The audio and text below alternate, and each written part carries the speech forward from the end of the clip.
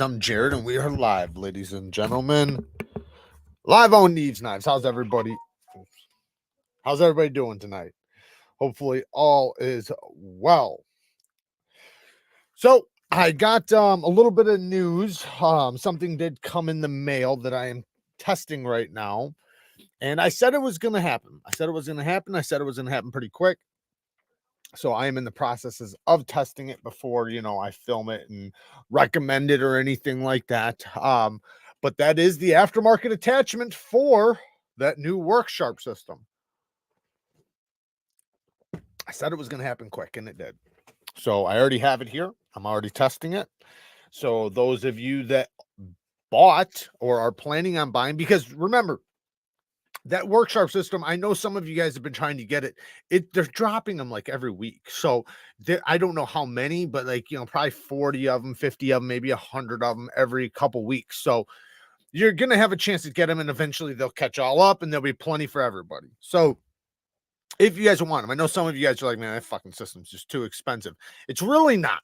It's really, really not, especially when you look at this aftermarket attachment, because then that just makes it basically like a KME, or sorry, not even KME, basically like a TS Prof. We all know how much TS Profs are. Like the good ones are like $400 or $500. You can get the most affordable one for like $375, $400. But the problem with that is that the stones suck on TS Prof. So you have to get, you have to, like, you can use their stones for like a week, but they're the worst stones I've ever seen in my life as far as diamond plates go. They wear out so fast. Like, I have like 4 boxes of them that literally, I'm not exaggerating, I literally have 4 boxes of from a coarse to fine grit, because they come in a box with like 5 stones or something, that are wore all the way out faster than I have just one Atoma. That's crazy.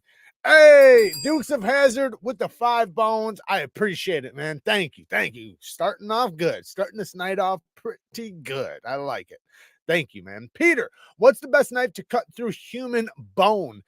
Thank you. The best knife would be a cleaver. A cleaver would be the one for cutting through human bone. 100%. Definitely a cleaver. If you're looking for a name brand, there's probably a million of them out there that'll work. Any sort of cleaver, hatchet, something like that. So, speaking of cutting limbs, I've spoken to ShivWorks. You guys don't know who ShivWorks is. We'll pull it up really quick. So ShivWorks, the guy was like an undercover for a long time, and now he has knives that he sells, right? And so, like, during his operations, I'm not going to give you the whole spiel. You guys can go watch. He has plenty of videos on it. He used to do undercover work where he had to like pretend to be like a dope fiend or a dope dealer or whatever, and he would get into all kinds of crazy situations. There was plenty of occasions where like he was hemmed up inside of a car, maybe a gun put to his face, or getting the shit kicked out of him, maybe because they figured out he was a cop or something like that. Whatever. So he's been in a lot of crazy situations. So he wanted to develop, which he has, a knife, which is the Clinch Pick 2.0. There's actually a new version that I haven't on the way right now that we're going to be talking about when it gets here, but he developed the Clinch Pick 2.0 for this reason. So like, if you're in a car or in a situation where the person's already on top of you, already there, right? He wanted a weapon that they could not stop you from getting to, right? That no matter what, and that's why I said, like, some of the altercations I've had inside of cars and stuff, I say that Clinch Pick would have been perfect, because it really is when you see how it's deployed and everything. Anyway, so my point is, I've talked to him, and he travels. They don't have, I figured they had like a home base, but I guess they don't. They travel and they move.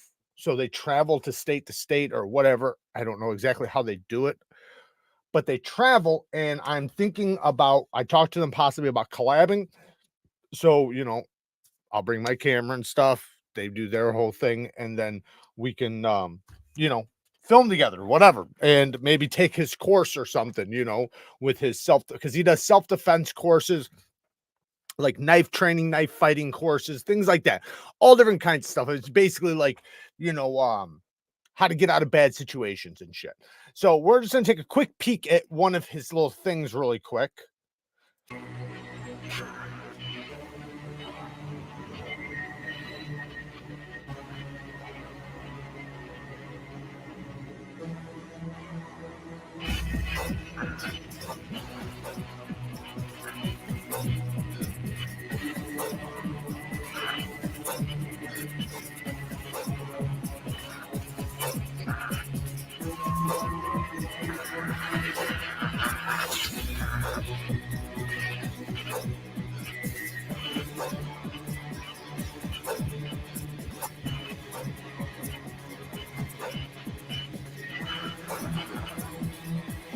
You guys get the point. Oh, there's a car right there. Anyways, he has tons of videos on this stuff. I should have put it full screen the whole time. What an idiot. What an idiot. What an idiot. Let's finish. All right, so shut up. Let me just get off of this. So, what's up? You're just coming through, lurking. You lurking? Anyway, so he has tons of videos, not just like that, but where they're more in depth and they explain things in depth. Are you coming in here? No. What are you doing? You coming in here? No. You lied to me. So, but anyway, so he has a ton of different videos talking about like his clinch picks, where they came from, how he designed them and everything else. And I thought it'd be cool if we possibly did do a collab. So we're just talking about it. I'm not sure like when or anything like that. It'd definitely be a while because we have to figure out schedules and everything. Also, Jack Wolf knives. I'm surprised. Well, one, they damn near all sold out, which is crazy because usually every time if we're talking about different companies, GP knives will almost always sell out of something before like Blade HQ, and Blade HQ will have like 5 times as many. And I don't think it has anything to do with them running out because they have the same amount. I think it's because GP usually has less. Anyways, GP actually has every single model of the Jack Wolf Feel Good still available. Blade HQ is all out of every single one except for the pink version, which I would think that people would like the pink version, but I guess, you know, that it just doesn't speak to them. I think it's cool, you know, because you don't see too many knives with that hot pink. So I kind of like that. I also really like that yellow one. So the yellow one and the red one, I think, are the best next to like the pink one. The pink one's really cool too. I think all of them are cool. I don't have a yellow one in the collection, so hopefully the next one he sends me, hopefully it's the yellow one because those are pretty badass. Anyways, like I said in my video yesterday, best Jack Wolf yet, hands down. I do have a couple other ones that are close to as cool as this one, but this one's still the better one of the bunch. It's so sleek, it's so classy, it's so everything that you want in a modern traditional. I love it. We already talked about that. Fuck, I love this channel. Well, thank you, Peter. I appreciate that, brother. I was joking, but thanks, man. Oh, about the cleaver? Was that you that asked about the cleaver? Yeah, it was. Well, Peter, you never know, right? Peter, thank you, man. Thank you for the 5 bones. You want to say anything, baby? I'm just trying to find. Do you have that map? Did you get that map for Dan? I have it. Thank you, Peter. I appreciate it, man. Thank you so much. Just kidding.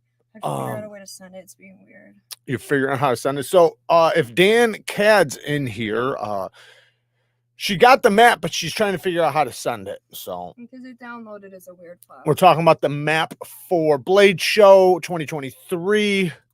You got the pink, feels good. Nice. Hell yeah. You got that pink feel good. I see. Okay. All right. Dennis, hey, 5 crackers, man. Thank you. Hi, Kyle Coonley uses pull-through sharpeners and his wrestling sucks. Bye. Are you leaving already? I appreciate you coming in, man, and thank you for the donation. That was like a high five. He was joking. I know. And yeah, I don't know about his wrestling skills. And I'm sure he does use a pull-through sharpener. So probably a Smith. Ooh, Chris Jones with the 5 bones. I got the Workshop Ken Onion angle set today.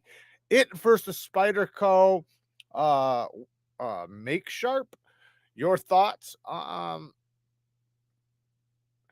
The Workshop Ken Onion angle. You talking about the electric, the belt system? Is that the one you're talking about? Angle set? That sounds like a fixed angle system. I don't know. I don't know which systems we're talking about. The Workshop Ken Onion angle The set. only thing I know from Workshop is look it up. literally? The only thing I know from Workshop for Ken Onion is the belt system. And I'm guessing this is the Sharp Maker for Spyderco Sharp Maker. The Spyderco Sharp Maker, I personally wouldn't use for sharpening. I would use it for honing and for edge maintenance. That's where it shines. So it's kind of like this. Put it this way. Yeah, it's this thing. Oh, okay. Okay. Yeah, I didn't. I've never used it, but same thing. Same thing. I can just look at it and tell you. It's not for sharpening. That's for edge maintenance. So can you sharpen on it? Absolutely. Just like the Workshop Field Sharpener. You can absolutely sharpen on that. Should you sharpen all your knives on it? No, you shouldn't. You should be using that for edge maintenance and have actual stones for sharpening. You know, it's just, yes, you can do it, but it's not really the tool for the job. That's an edge maintenance tool and something to like tune up your edge, you know, in between sharpenings. That's basically what it's for. But when it comes down to full-blown sharpening, like some of the knives I sharpen, it would take you 3 hours to sharpen it on that. Like say this, right? Like this Pro Tech. Look at that low angle edge. To put this type of edge on something like that, well, it's a little dirty. But to put this type of low angle edge on that system, it would take you a week. Like just because it's a 15-degree edge bevel and it's a mirror polish. I don't even think that thing could get a mirror polish, but you get what I'm saying. It's more for maintenancing. So as long as that's all you're getting it for, yeah.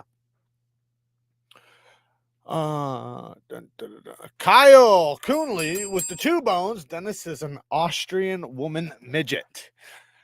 Shots fired. Shots fired. Ian says, bruh. sent a membership message.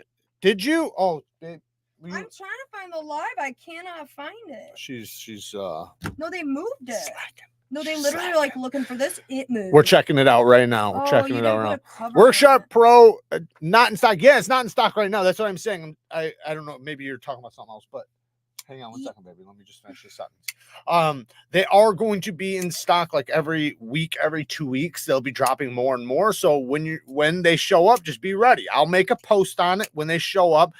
Kara shit the bed on the last one. We won't talk about it, or I'm going to talk about it. But the next time they show up, I will try to make sure that you guys are notified. I do have the new attachment for that new Workshop system that I talked about in my video, and I do have the tips and tricks coming very soon. Go ahead, baby. Can I go? Yeah. I have 2, so don't get all excited when I finish the first one. All right. Ian Cotes. I always want to say Cotes. No money. Oh. He still gets a bell, though. He's a member. And a mod. Okay, then what are you bitching about? The T1 arrived. Can't thank you guys enough. Nice. So welcome. Good for you, man. Enjoy your mod knife. It'll be the only one you get. I'm just kidding. Maybe I'll get another. Oh, wait. What'd I say? Don't get excited. I'm not. I didn't even say nothing. EDC Richard Cranium, member for 2 months. Thank you for the 2 months. Hope to run into you at Blade Show. You will. Just make sure you come up and say something. Yeah. Because we won't know everybody's faces. Here's a tip. Like you guys will know us. Even if we think we know your face from the thumbnail, that doesn't like when you're small. Right. Exactly. It's too small to catch someone's like how they look in real life. Like Ian's, I probably know Ian because I've seen his face for so long. Yeah, but the way people move in person. Right, it's different. So right, you're different. You're different. Like yeah. it really is. Like right. even Bam, a knife guy who I saw in video chats. So many times. So many times. Right. Long Island Knife Guy is another great example. Talked to him a ton. Video chats, all that stuff in person. Actually, he was probably the most spot on, if I have to say. I would say Steve was the most spot on. And Steve was super spot on. So was Stasa. I don't feel like I saw Stasa's face so often. I saw his hands more than his face. I was stalking him. So that's how you have to tell people at knife shows by their hands. I recognize those hands. The voice too. Yeah, and their voice. That's how people, even Jared, who shows his face a lot of people recognize what the hell by happened? the loudness. I seen let me say, Chris Jones says, by the way, no need to, but any more cologne, Jared, I bought today for both of us for a year. Nice. Yeah, there's a link. I actually have a Did you couple see down it? here we're gonna I sent talk you a about. link. What was it? Like a cologne thing. Just you'll see it. Okay. I tried telling you to look at the email. Did you not? Beautiful. Wait, what's up, you beautiful knife content creators? Thank you, man. What's up to you? And thank you for the kind let words. me make sure I'm not missing any more. Dennis with the 2 crackers says Kyle is a chubby, grumpy mofo. Chub grump mo. And yeah, he's Carrot equals Amber. Since Seems Logical isn't here tonight, Cookie Knives are awesome. Cookie Knives, thanks, Todd. Yes. Shout out to Seems Logical. And Todd, I saw your email. I'll get that squared away. What was that? I just seen tree fitty. You'll know me. There's a lot of tree fitties at Blade Show, though. To be fair, a lot of what? Tree fitties. What do you weigh? Tree fitty. That's what he's saying. Carrot tear. Tear. I can read. Carrot tears up the dance floor. Ian is going to Blade Show with those exact glasses and jacket from now on, and never changing his face. Right. Exactly. We won't know you because you're using an alias name, but get it? Yeah. That's true. Yeah, I did get it. Had an Osborne 940-1 waiting for me when I got to work today, and a Cold Steel 4 Max Elite waiting when I got home. It's been a good day. Hell yeah. Brian, it does sound like a good day. Brian Harkin asking how to get a membership. You can either click the link in the description of our videos, it's in there right now. Like how to, like it says like join membership, and there's a link. You can just they'll take you there. But in some devices, it won't give you the option. So just make sure, like, if you want to make it easy, get on a computer. But you can try it on your phone. There's a blue button that says join. You hit it, you sub. My favorite knives of the year, I did a video on it, so just go watch it. I did so far as 2023 goes, as far as all the knives I've tested in 2023, my favorite ones of 2023 are, I did a whole video on it. So but you're getting known for saying that, you know that, slowly but surely. Well, I did a video on it? People like jokingly, but I just did a video on it. This dude messaged us and was like, I have a question about this or that. Please don't tell me to go watch your video because I've watched them all and I can't find the answer. Well, I can make it simple. The probably the Quiet Carry 9. That's probably my favorite. But I did 5. I did 5 budget knives and 5 premium knives. And the 5 premium knives, all of them are so good. It's hard to say like which one's my favorite. But in the video, I gave it to the Quiet Carry 9. But I did swap the blade on my damn Convict. So if you guys don't know, this one had the thumb stud blade. And then I switched it, so now I got the whole deployment in the titanium frame lock one. So it's an M390, I think, 20 CV steel in the titanium frame lock. Now there's one problem. The other one fits perfectly. Everything's rock solid, and this one fits, but I have a tiny bit of up and down, and I can't get rid of it from tightening the lock bar. I can't get it. If I squeeze the lock bar, it's still there. So I'm probably gonna have to switch it back or go to the 154 CM blade. 154. Which I'll probably do that because I do want the whole deployment with the frame lock. 154? Yeah. All right. I have a thing. I feel breathing. Do you want me to hit the bell? Yeah. Cue balls cutting corner. Guys, listen to this. 15 months of being a Rockstead member. 15 months of being a Rockstead. Damn, son. Seems logical, made it. Rider, oh, you're here. He made it. Oh, if you're tired, dude, don't feel obligated. I know you said you were like busy. We love having you.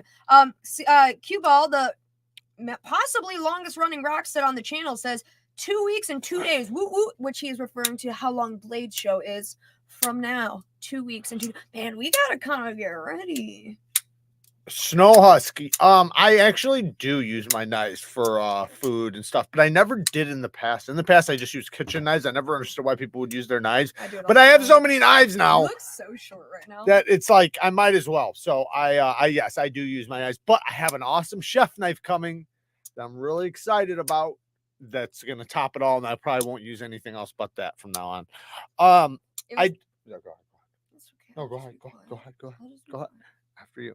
Thanks. It was funny when I'm like with my 2-year-old twin nephews and I pull out a pocket knife to cut their sandwich the other day. Of course, it's clean, you know, but it's funny how kids know the difference between a pocket knife and a kitchen knife immediately because you just see the widened eyes. It's like weird how inherently early in life it's considered a more scary thing than just a kitchen knife. I find that so interesting, you know, because I've cut their food with a kitchen knife many times and never seen a reaction from them. But the second I pull out a pocket knife, you know, and there's this little bit of look of fear. So I enjoy the fact that I can desensitize, you know, the children in my life early on to understand the safety and not to be fearful of things as long as you know how to use them safely. But very interesting observation I noticed. Not that you guys care. So they do have the G10, just so you guys know, the Kickstop Redención at Urban EDC, the G10 side. I think a lot of people might like that one more than the full tide because the full tide, it's heavy. It is heavy. So the G10 will bring down the weight. I personally love the what? There's a mini Rogue, not Rogue. I can't speak. Doug Ritter Hogue. I called it a Rogue. Yeah, there's been for a long time. I didn't know that. You kept time. that from me. I tried to show it to you. No, you didn't. Anyway, so the Chavez. Yes, the Chavez is so badass. This is another one. It wasn't out when I did my 2023 best knives. If it was, it would be in that video. So this is definitely one. There's also another knife, the Wee Excitation, whatever the fuck the name is. That one would be on there too. So now by the time 2023 is over, there's going to be a whole nother list. Some of the ones from the first list might make it, but we'll see, man, because so far there's been some fucking haters coming out. And guess what? I'm not going to tell you what it is because I can't tell you the information just yet, but here in about 8 days, I can, maybe 10 days. There's something special here, and it's really, really good. I think a lot of you are going to be really excited. Let's just say a lot of you guys have been screaming for it for a couple of years for a company to make this model, and they have. This is the guy who was just asking how to join members. What he did. Hey, Brian, thank you, man. Brian, we got a Rockstar Brian member. is a Rockstar. Brian, just so you know, Monday. I'm sure you read, hopefully, right? Monday. But when you're a Rockstead, you can utilize how often do they get that? Just they got to request just like whatever, whenever, request. Yeah. You get we can set one up once a month or whatever. Non-recorded, non-posted Zoom call with Jared for help sharpening. You can just chill out and talk knives. Like it doesn't matter, but like with that membership, you get, you know, essentially his time for help sharpening, knife talk, whatever. Yep. Just let me know. Email us we'll set up a date. @gmail.com. We can set up a It'll date. be just like this, except for I'll be able to see you. And it won't be recorded. If you want, if you don't, you don't have to do that. Yeah, you can just do it. You can do it otherwise. Anyways, but what the hell was I about to say? I was about to say something. I don't remember. Love Brian for being a yeah, I do. Oh yeah, the Rocksteads. Monday we have a members live. So we're not doing. Normally it would be Sunday, which is tomorrow. That's Mother's Day. But it's Mother's Day, and we don't want to interrupt your guys' time with your mothers and wives and stuff. So we're going to switch it to Monday at 7:30 p.m. Same time we do these lives, 7:30 p.m. Central Time. That way nobody's at work. Well, hopefully you guys aren't at work, and hopefully you guys will be able to do the knife shop. So the schedule is going to be changed just a little bit, but I think it'll be a good thing because a lot of people struggle to make it on Sunday morning. So this will make it to where those people can make it. Kyle said, I want a date with Jared. It is like a date. That's what you get. Yeah, it's a date. Hour-long date. Yeah, I got it right here. Yes, I do. I got it right here. I did a video on it.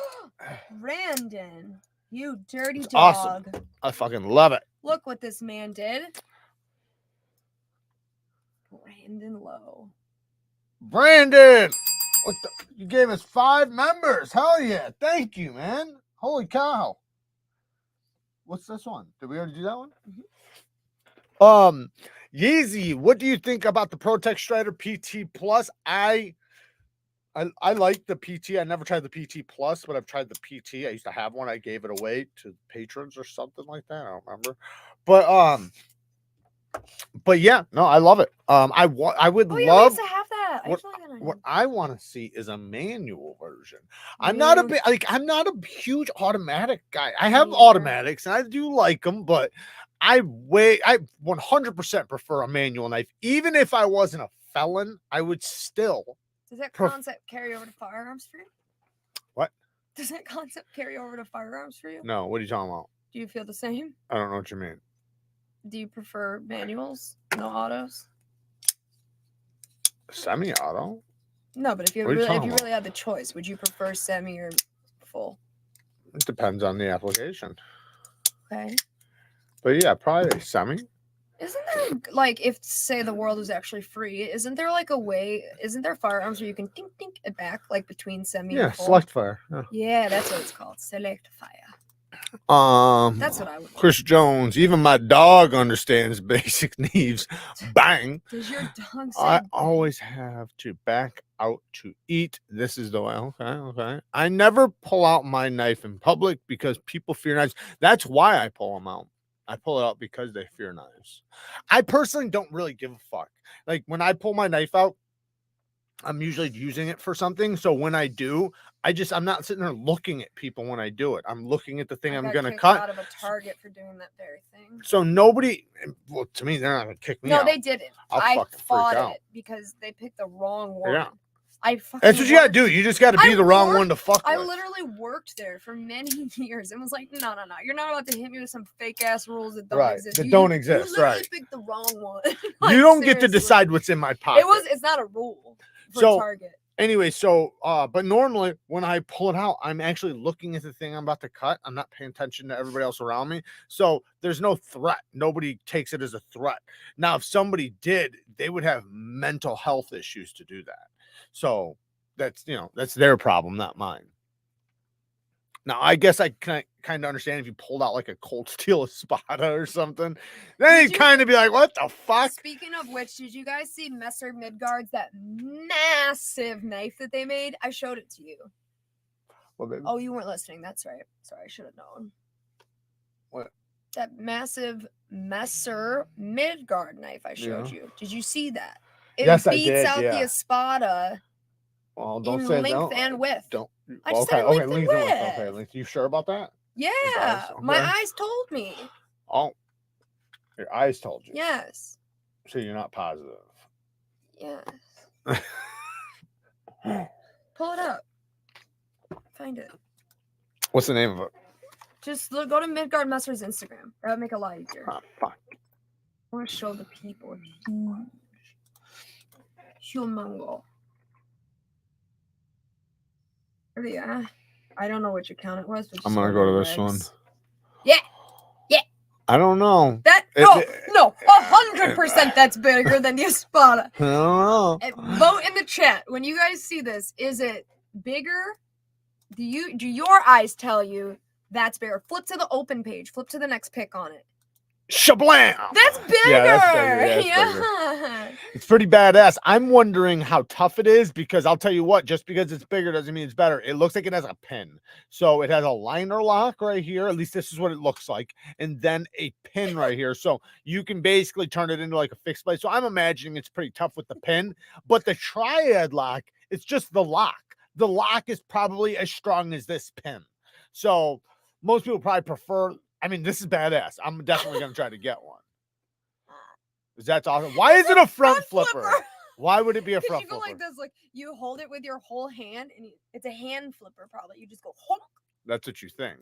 Oh, it is. I want to see the video on that. That's a full grip. Okay, so look, let's think this out. That's a full grip on like just maybe a third of the handle. So that means it's about the size of the Quichetti. It's about this long. It's about the size of the Quichetti. Just a handle.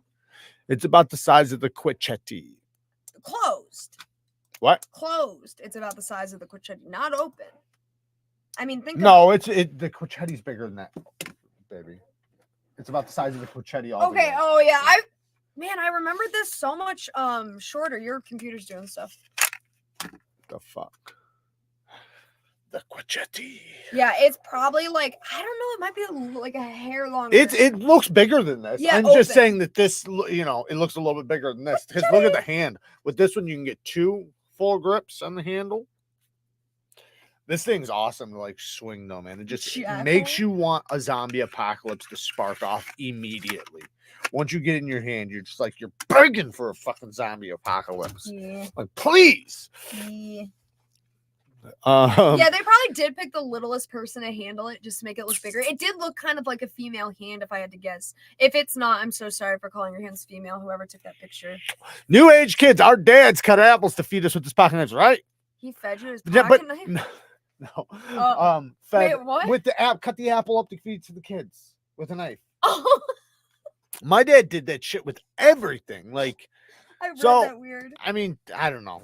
I grew up with a knife. Like, I was like supposed to carry a knife from like the age of like 5-6 years old. Like, it was like a normal thing. Like, I'm supposed to carry a pocket do you think knife. that same logic applies if you pull out that knife in public? If you go click and you start, listen, let me finish the scenario. You pull out that knife, you flank it open, and then you just are cutting a grape. So I would say that I would absolutely applaud it myself, No, but I could but- understand somebody being like, what the fuck is going on? But personally for me, You know though, what I call I would person applaud like it. Beta. Gay. No, not gay. Bitch. My almost 2-year-old and 5-year-old are comfortable yet respect my knives. They know they are not toys yet love them. There you go. Well, it's how you raise them, right? Hey, Brian, Did you get Weinstone? did we get a new member again? Brian, already, you're so. I know. Oh, I'm so backed up. Oh, okay. Because I thought he became a member. You just starred his message. What does that even mean? I don't know. You did. I don't know what that means. What does that mean? Oh, wow. I don't know why I did. that? I don't know.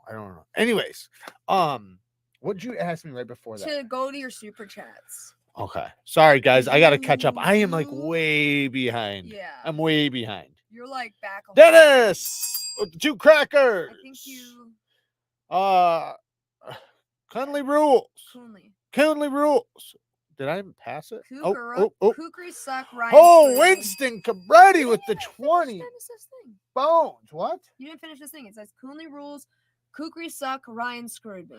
Very important message. I needed to make sure it got out there. Thank you, Winston, man. I appreciate the 20 fist bump? bones. Yeah, just for the fist bump, man. Fist bump back to you. Thank you, man. JD for EDC posted a pocket check short for my Harsey Friday, and someone told me, bring your knife to a gunfight and see what happens. Shake my head. What a dumbass. Like, that's the dumbest comment. People say that. Yeah, it just doesn't make sense, because I'll tell you what, man, like, whoever even said you were posting it as like a defensive no. anyway. Anybody who fucking thinks that they have a gun and that they're gonna know when I stab them in the neck out of nowhere that I'm gonna like approach them telling them I'm gonna do it. Right. Like, you're never gonna know, man. So the knife's gonna win. The knife's gonna win. Well, I mean, there's scenarios.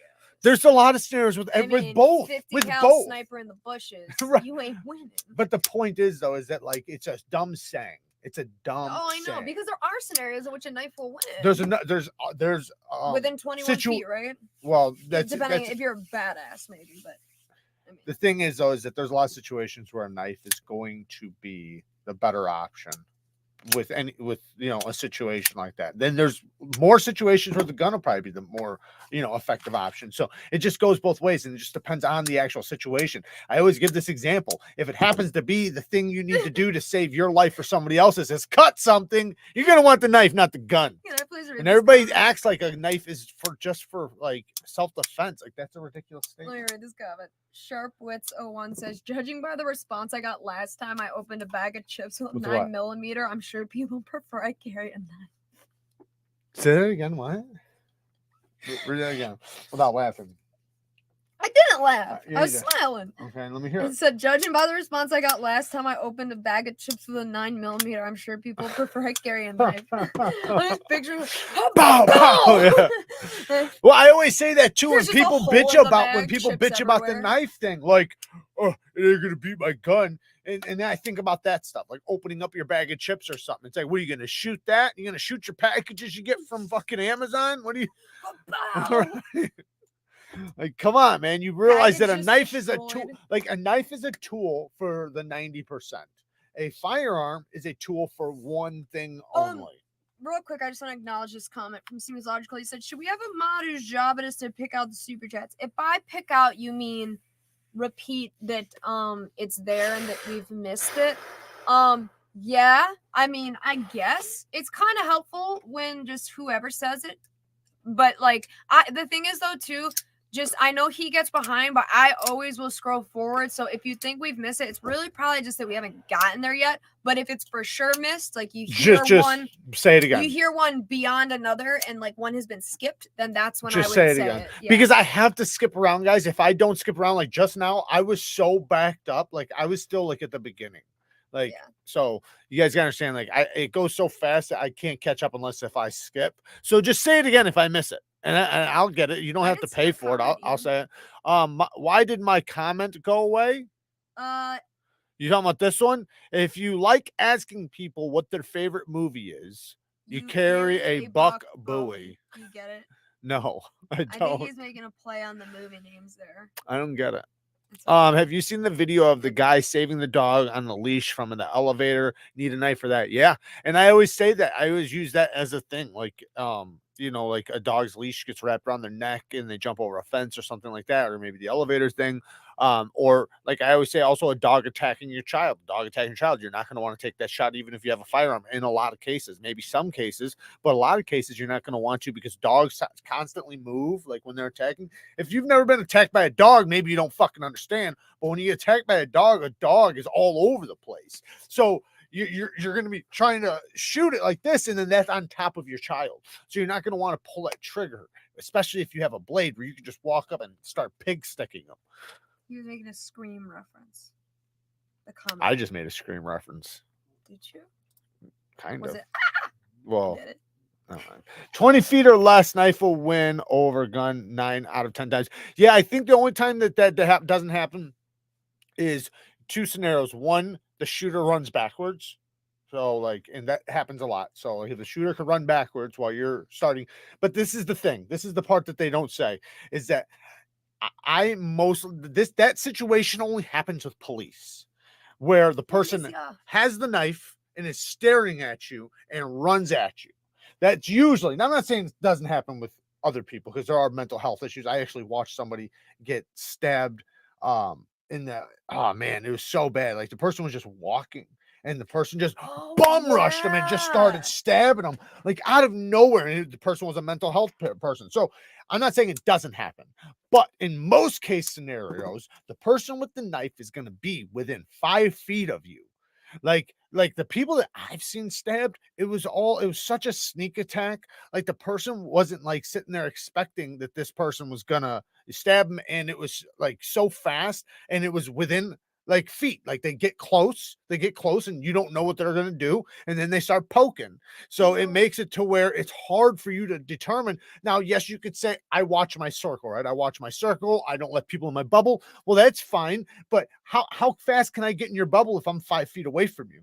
Pretty damn quick. I'm already damn near in your bubble. I think that's something that we fail at in like, okay, not EDC community, but self-defense community fails in the category of throwables. What? I think the self-defense category of people, not just EDC, because this doesn't really apply to just EDC, but like self-defense people, I think we fail in the category of throwables, right? You can have a pew-pew, you can have a knife. What do you mean? What about something with range besides a gun? Anything. Like a slingshot? EDC grenades. Someone gave me that idea in the chat. Great idea, by the way. No, you got pepper spray, you got tasers. It's if you use the bear pepper spray gives you like, yeah, you can get, but like, it's not effective feet, on a good percentage of people. It's not effective on 15%. 15%. I thought it was 30. No, it's 15% of people are not affected by that. I seen a guy yesterday. I know. I seen a guy yesterday get tased like 15 times in the back, and he just kept going, and he was feeling it too. So it wasn't like he got the taser and like wasn't feeling it. He was like the whole time, and you just seen him like fighting through it, and they just kept on having to shoot him again,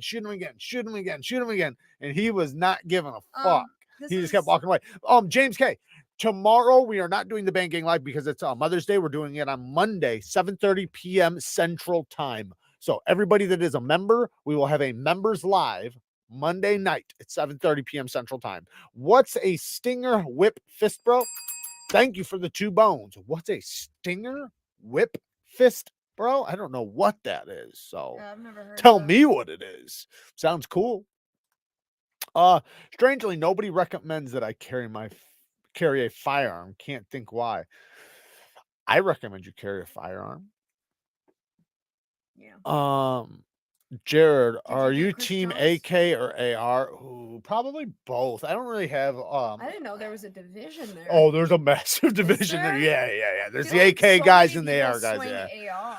I would probably lean more towards AR, but I Unless you're understand. a 12-year-old boy, you'll say AK. No, that's not true. That's not Yeah, true. they all No, like no. saying What I would AK. say is people that are like, if you're gonna tell somebody you're going into a third world country combat situation and it's gonna be fucking dirty and messy, most of them will want an AK because it's so reliable. Like, and like even when it's wet, even when it's muddy, everything, an AR will chunk up. An Yeah. AR will get covered in mud and you'll have to service it right there. Is that why they like AKs in the desert?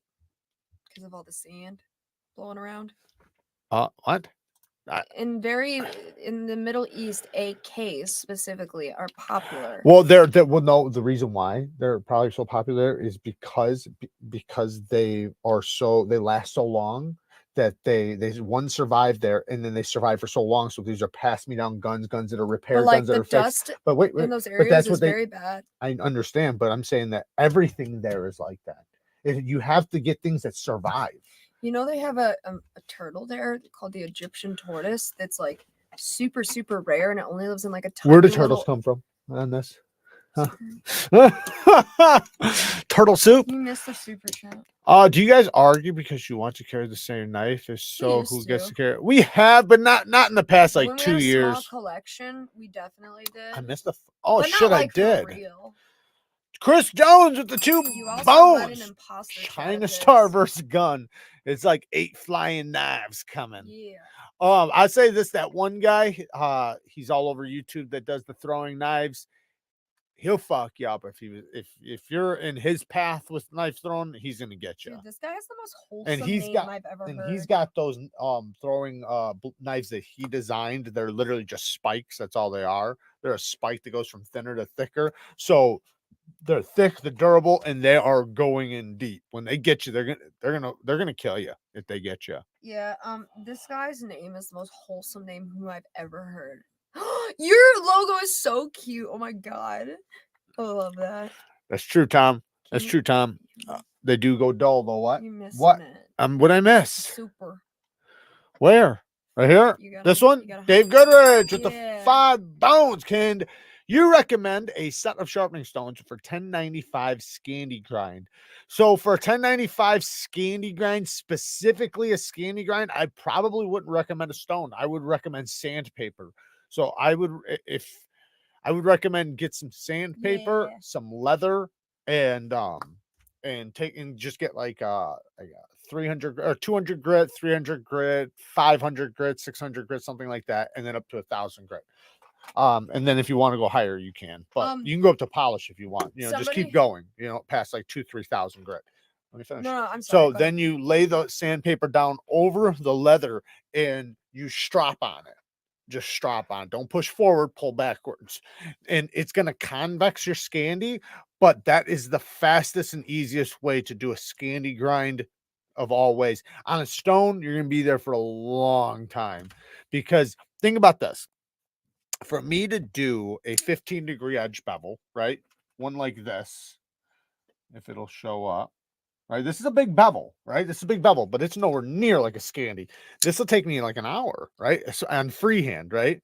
So maybe not quite an hour, 45 minutes. Let's say 45 minutes to an hour, 45 minutes to an hour. So something like that take 2-3 hours. It could. I'm not saying it will, but it could. And when you're doing it the other way with the sandpaper, it'll go a lot faster. And you won't have to worry about holding your angle as much because the angle is already set for you. So you just got to basically act like you're strapping with it. Okay, first of all, turtle shell scales would be super cool. That's what'd you say? What was it? turtle shell scales on a knife would be very cool. I could see Microtech doing something like that. No, I agree, Arrowhead. I'm not taking that away from ARs being reliable. I think they're very reliable. I think they're extremely reliable. But like you said, you gotta just maintenance them. But that goes with any fucking tool, right? Any tools like that, especially tools with tight tolerances. And it's kind of like the whole Kimber thing, right? It's like, you know, Kimbers used to be a lot more loose and they were less likely to have issues. And like, you know, now they're a lot tighter and they have a lot more issues than they used to. You know, I don't know. I think ARs are good. Gone down in their quality. Yeah, they have massively. We at one point in life decided that if we had a daughter, we would name her Kimber, or a dog. I love Kimbers though. Yeah. I'm a huge Kimber fan. I've had a couple. I've had a few of them. But then people would always call her Kimberly. I don't like that. Why don't you just name the boy Kimber? Because that sounds like Kimberly. I'm not naming a boy Kimber. They wouldn't call her. They couldn't call him Kimberly. They would call him Kimber. Make fun of him. Then when he says that, when he says, "I'm fucking named after a gun, bitch," they'd be like, "Oh shit! Oh shit!" And he just opens his mouth and a bullet comes flying out, and he's like, "I am a gun." Where 21 feet come into play is that a person can live up to 7 seconds or more when shot in a vital organ. 7 seconds. Well, the ones that I seen was that a lot of times the shot that the person did get off was not accurate, was not center mass. It was like in the foot, in the leg, and sometimes in many cases missed. And the person with the knife got to the neck, like would do a neck slash before they could get a center mass shot. So, but like you said, there's lots of variables. How fast is the person? Does he have a 1 second or a 2 second draw? Does he run backwards? Like, can he run backwards? Is there a wall? Like, there's a lot of fucking variables. Is the knife out? Like, because like I said, it's just very unlikely the guy's standing there with the knife out staring at you, because in that case, you have the gun pulled out. People do that for intimidation. You're not going to have the gun put in the holster with somebody standing there with a knife getting ready to run at you. You're already going to be drawn in that situation. And like I said, that's going to be usually with a cop. Now, I'm not saying it's impossible to be in that situation. Like I said, we've seen that one, but you know, the likelihood is a lot lower than somebody just getting into your, you know, into the range. Yes, baby. How many people that have 2 dogs in this world do you think have them named Smith and Wesson? Like one dog named Smith, one named Wesson. That's so cute though, right? I just thought of that. Isn't that cute? Yes. Very cute. I think that's adorbs. I'm thinking of sharpening my Redención. I gotta go get a charger. Chisel grind. Any advice? Yeah, just sharpen the one side like you would you know, any other knife, and then knock your burr off. Just keep your burr small. That's the biggest thing, because one of the biggest problems with people when they sharpen chisel grinds is that they don't knock their burr off. So they'll do one side and they'll go through all their stones. Don't do that. Go through your first stone, flip it over, knock your burr off. Flip it over, flip back over, go through your second stone, knock the burr off, and then keep repeating that to your last stone. Now, with your last stones, the beautiful thing is if it's a finer grit stone, it's going to give you a very tiny burr as it is. So that's going to give you the best case scenario to have to do a burr removal, like on a strap or lightly on the stone. And when you do it, especially with your final burr, but I say do this with all your burrs, be as gentle as possible. This is one thing that, and this is a pro tip, guys. This is a pro tip. When you deburr, you are not trying to tear the burr off. You are trying to fatigue it until it pops off on its own. That will give you the best case results. Now, like if you were a beginner, I tell you just tear it off, right? Do whatever you can to tear it off, because in that case, you know, like I said, this is kind of a pro tip where you know how to sharpen, you know how to get a burr, you know how to identify, you know how to remove a burr, right? Well, once you get to that point where you understand the burr and understand how to remove it, now do your best to gently remove it. Fatigue it on both sides and then let it fall off on its own, because then it's just like if I take a paper clip right now and I bent it back and forth, right? If I bent it back and forth, then it'll snap, right? And then it'll eventually snap. Now, if I just pulled it this way and then took some pliers and twisted and ripped it off, the end of it would look a lot worse than if I just bent it back and forth and let it just snap cleanly. I'm not sure if that works that way, but you know, it sounds good. It sounds good. ARs, like said by other people, will work just fine if they are maintained. They can take more abuse than people think. I agree. Jared, don't shoot. Why wouldn't you use a wood? What? A wood backer to the sandpaper on a scandy grind? You can use whatever you want. You can use wood. You can use leather. I say leather because leather allows it to. You can do it with the sandpaper. Kind of does it anyways, where it wrinkles up, you know, because that's what you're wanting for the for it to create a convex. But a piece of leather works really good, or a piece of foam, like there's so many different things you can use, but you can use wood too. But just something so that you can lay the sandpaper on top of it and pull back. Wood's just fine. Just, you know, I guess just don't have the sandpaper extremely tight, but you're gonna want it a little tight. Just figure it out. I'm not sure, like the knife we're talking about or anything like that. This what steel was it? Was it 1095? Is that what it was? Best sharpener, TS Prof Cadet Pro or Work Sharp Pro Precision. The Cadet's going to be better, but it's going to be a lot more money. Like a lot more money, because by the time you get your stones, like you're looking at it like, oh, it's a $500 system. Okay, well, what about the $200 in stones you're gonna have to get, because their fucking stones suck. The stones that come with the TS Prof are not going to work for you. They're going to work for about 3 sharpenings, maybe 4, possibly 5. But if you're reprofiling, it's gonna, like I said, I got a ton of them. They're all wore out. All of them. They wear out so fast. They are a great example of the stones being the grit that they should be already. You don't break them in. So like most diamond plates are more aggressive than the grit that they say. So if they say 300 grit on the plate, it's probably a 150. And then it's going to break into 300 grit, whatever I just said first. It's going to break into that grit. These stones are already that grit. So when they break in, they're breaking into a finer grit than advertised on the stone. So if it says 300 grit on the plate, on the diamond plate, after 3 sharpenings, it's going to be like a 600 grit. And then the diamonds they're not like on there really good either. 300 grit diamond plate and a good soft arc will give you a nasty, sharp, scandy.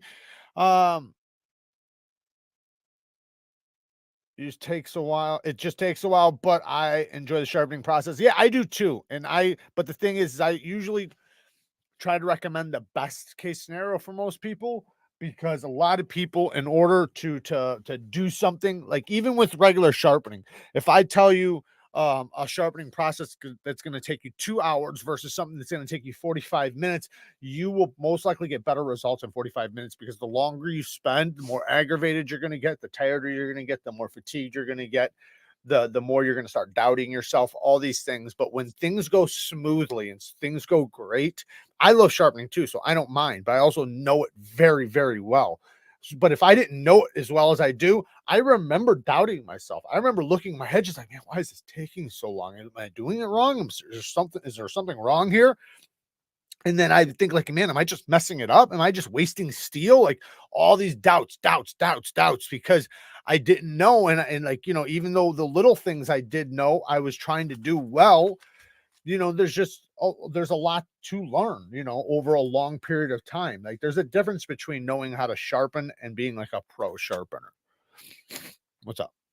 Zachariah said his dad used to have a cat named Kamir. Read that. What? Kamir? Kamir. Like come here.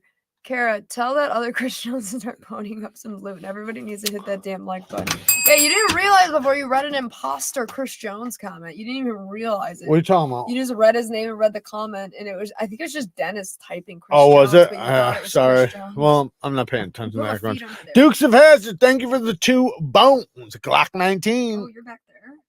I'm catching up right now. I'm catching up, guys. If there's something you guys said that you guys want me to see, just type it again.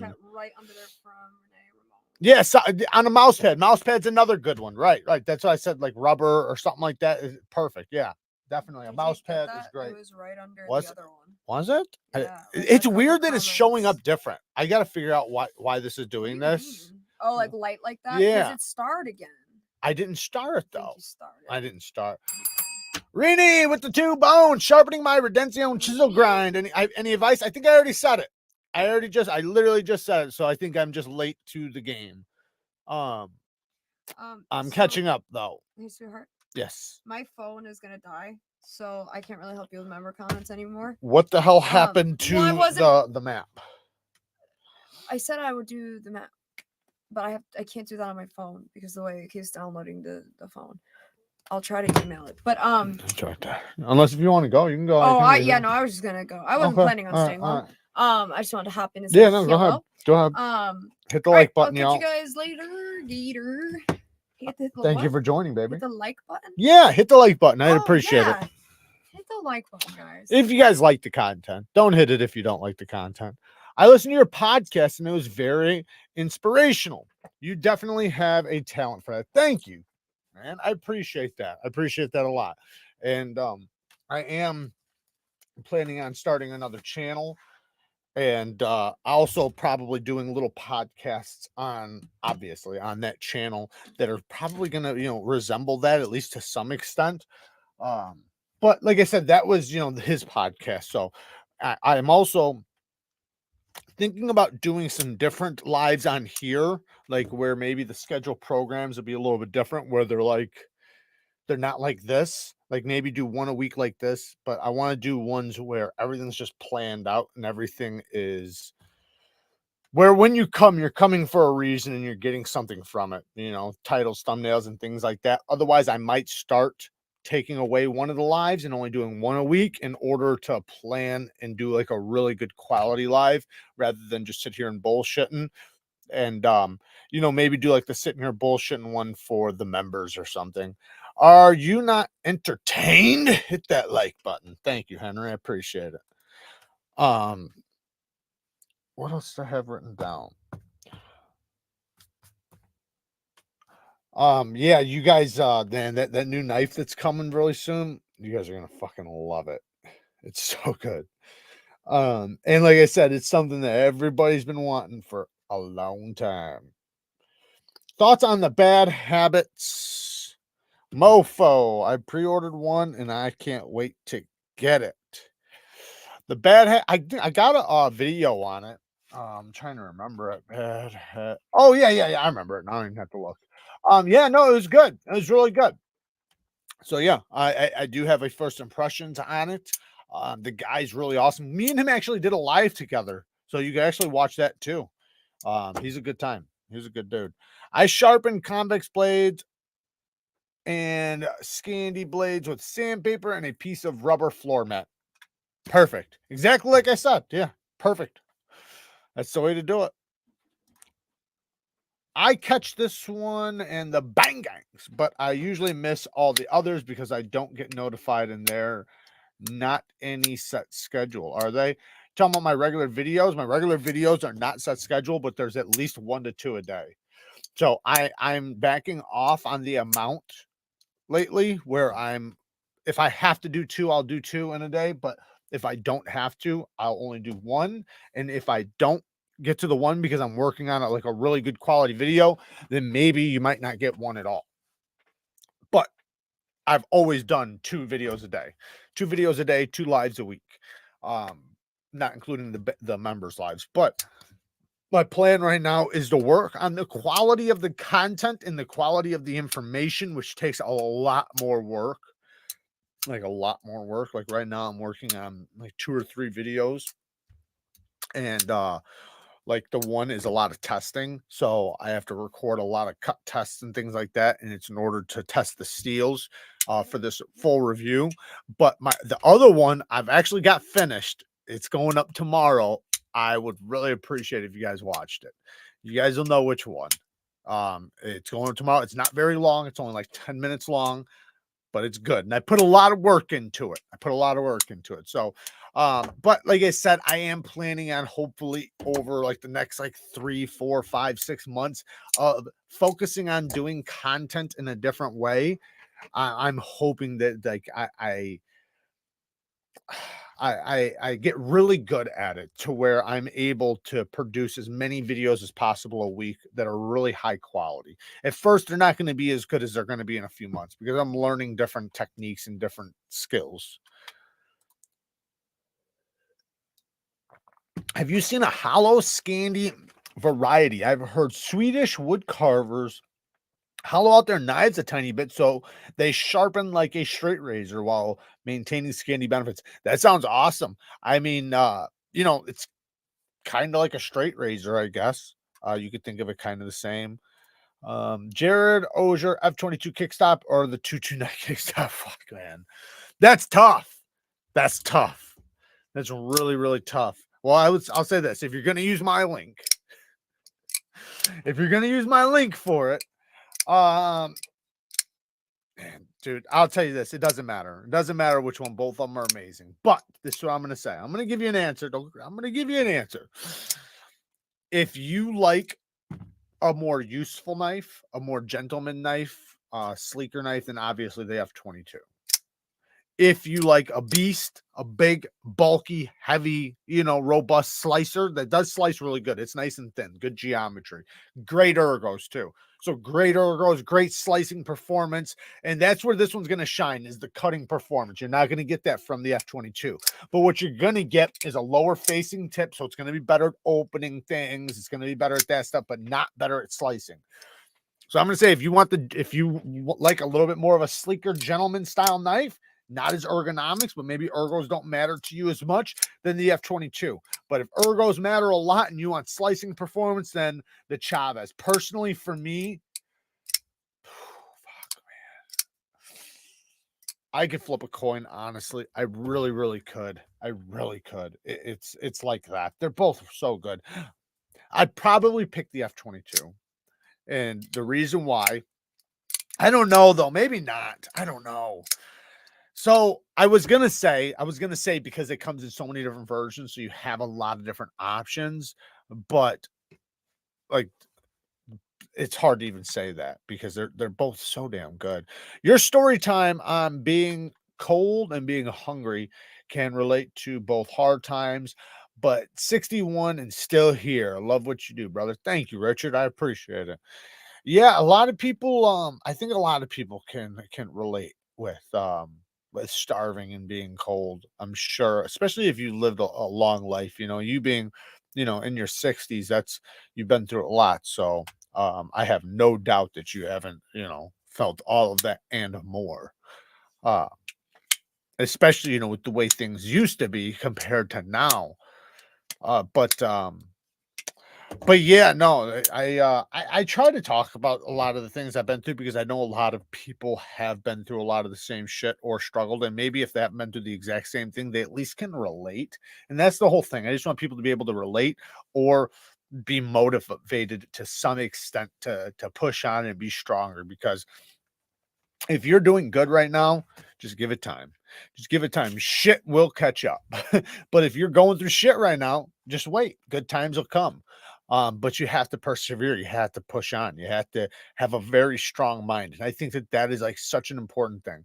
If we as men just talk to ourselves in a positive way and literally be our own cheerleader and root ourselves on and amp us up, there's nothing we can't accomplish. And I mean that like across the board. Like even if you're saying like little things, like maybe you want to get on a diet, or maybe you want to start exercising, or maybe you want to start a hobby, right? Some sort of hobby that you're scared to start for whatever reason, right? But if your self is talking to you constantly into doing it, like your voice in your head is literally telling you every day how you need to do it and is rooting you on, and if you're rooting on means it's calling you a bitch, then maybe that's what mine does a lot. My self-talk, says shit like that all the time. But whatever works, right? Thank you, Todd. I appreciate all the links, man. Yes, there's my Blade HQ links. You can use my GP Knives one for the F22 kickstop. That has many different options. I think they have them. I don't know. Maybe Blade HQ has more than GP. GP and Blade HQ are my main links, but I do have other ones. I got Smoky Mountain Knife Works now, which is really cool. Beta. I have Knife Ship Free.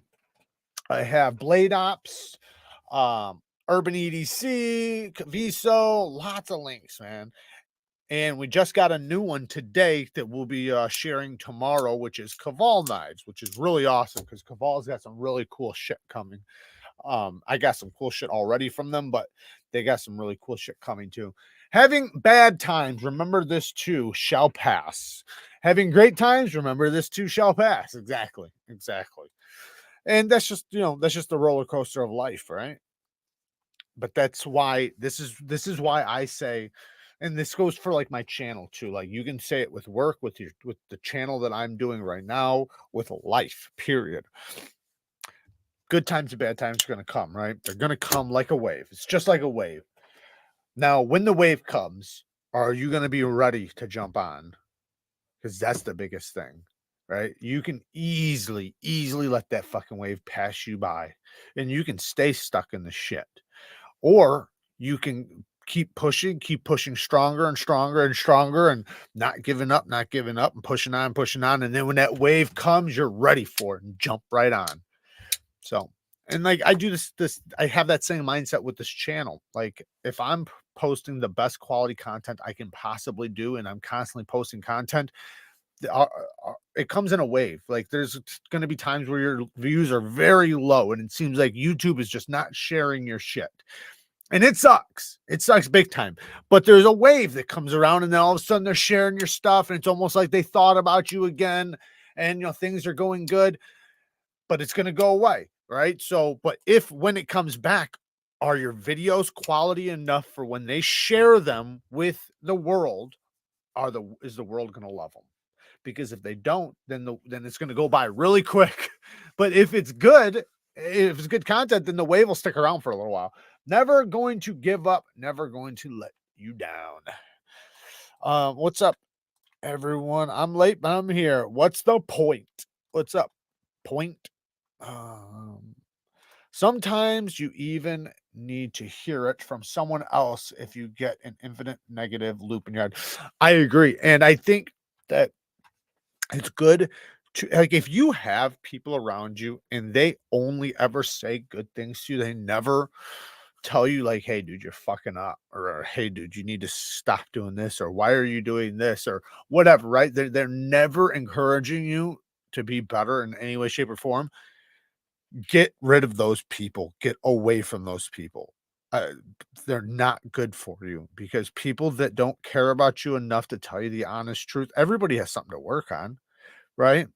So why wouldn't they, right? Why wouldn't they have some encouragement or something? And if they don't, then it just shows you like, where's their motivation, right? Where's their motivation in life to do anything or to get better or whatever? Because if they're not doing it for themselves and they're not willing to do it for you, then you are hurting yourself being around people like that. And I'm not saying like shit on people that you love, obviously not saying that. Like I have a lot of shitheads I can think of that I love to death, but that doesn't mean I'm going to hang out with them every day. I'm not going to be with them every day. That shit bring you down real fucking quick. Up shit creek with or without a paddle. Choose. Damn right. I like that one. Walk hard. I like that one too. Some people don't realize how hard it is to grow up in shit, but you just have to make yourself whole. Yeah, a lot of people don't, but a lot of people that don't will wind up learning it, you know what I mean? Because it's like they didn't do it in the past, so then they wind up in shit later. So, and then some people, just they go through the shit for so long that you don't want to go back. Like with me, like my brain, I constantly am fearful of losing everything. I am so fearful of losing things. I'm so fearful of things collapsing and things failing and being hungry again and the cold, like all those things. Like I said, there's times where like I can taste it, I can smell it, and that'll fucking get me going. Like, get your ass to work. Like, you don't have time to rest. And and my brain is constantly doing that because, like I said, you know, it's such a scary thought to lose, especially when you have lost everything, you know, because with men, if you fuck up, you're going to lose everything. You're going to lose it. Nobody's going to be there to save you. You're going to lose everything and you're going to have to start back at square one. And that's exactly what I've already done. So, you know, we know that if you, and it was my fault. So, you know, if you fuck up and you go to square one again, you know, you don't want to go through that again. So, but, you know, that's where, you know, having the strong motivation and pushing on comes into play. Amen. Just because they aren't motivated or have motivation doesn't mean they're garbage. I didn't say they're garbage. I didn't say they're garbage. I said they're not good for you. Like if somebody isn't, it's not that they're motivating you, it's that they're willing to tell you the truth, right? Like if I'm doing something, right, and you know it's bad for me, right? And I keep doing it, doing it, doing it, and you don't even have the galls to tell me, hey man, why do you keep doing this? Right? Or try to encourage me to do something different or better. Like I understand like sometimes you just don't want to get in people's business, but I personally for me, I want to surround myself with winners, with people that want to do better, want to be good, they want to succeed, and they also want to help the other people around them to be better, and vice versa, right? You know, be an asset to your group. Don't just be a you know, yeah. Make a decision on that Chavez. The roads are full of flat squirrels that couldn't make a decision. Touche, touche. Um, yeah, I'm gonna say the I can't, man. Fuck, man. If I had to give one up right now, because they did give it to me, by the way, I should remind you guys or say that to you guys, which is so awesome. And I said they didn't hatch you because it makes me feel bad. But I'm happy to take it though, because I really wanted it. But it's so tough. I guess the Chavez is a little bit more money, so I guess I'd pick the Chavez.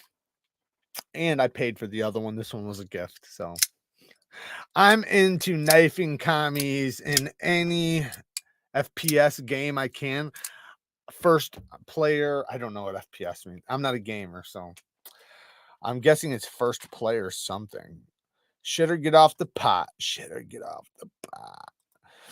If you want to give one up, if I want to give one up, well, I'm not going to give up either one. But if I had to give one up, I don't know. This is my first Chavez, so you know I've held lots of Chavezes. I've had them in for review. I've tested them, but I've never owned one. So just sticking with that. First person shooter. Oh, okay, gotcha. First person shooter. Gotcha. I was close. Somebody's in the chat like you are not close. What's your thoughts on Petrified Fish Warrior and Havrog? Can't decide which one to get. I'll probably end up getting both.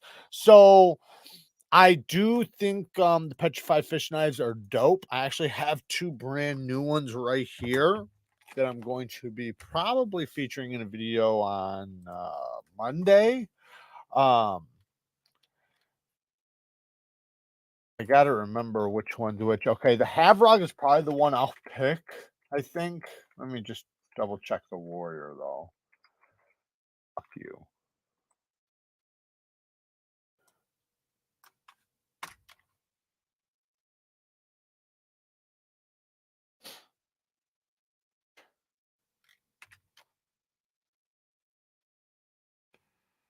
Petrified Fish Warrior. Oh, okay, yeah. I'd probably pick the Havrog.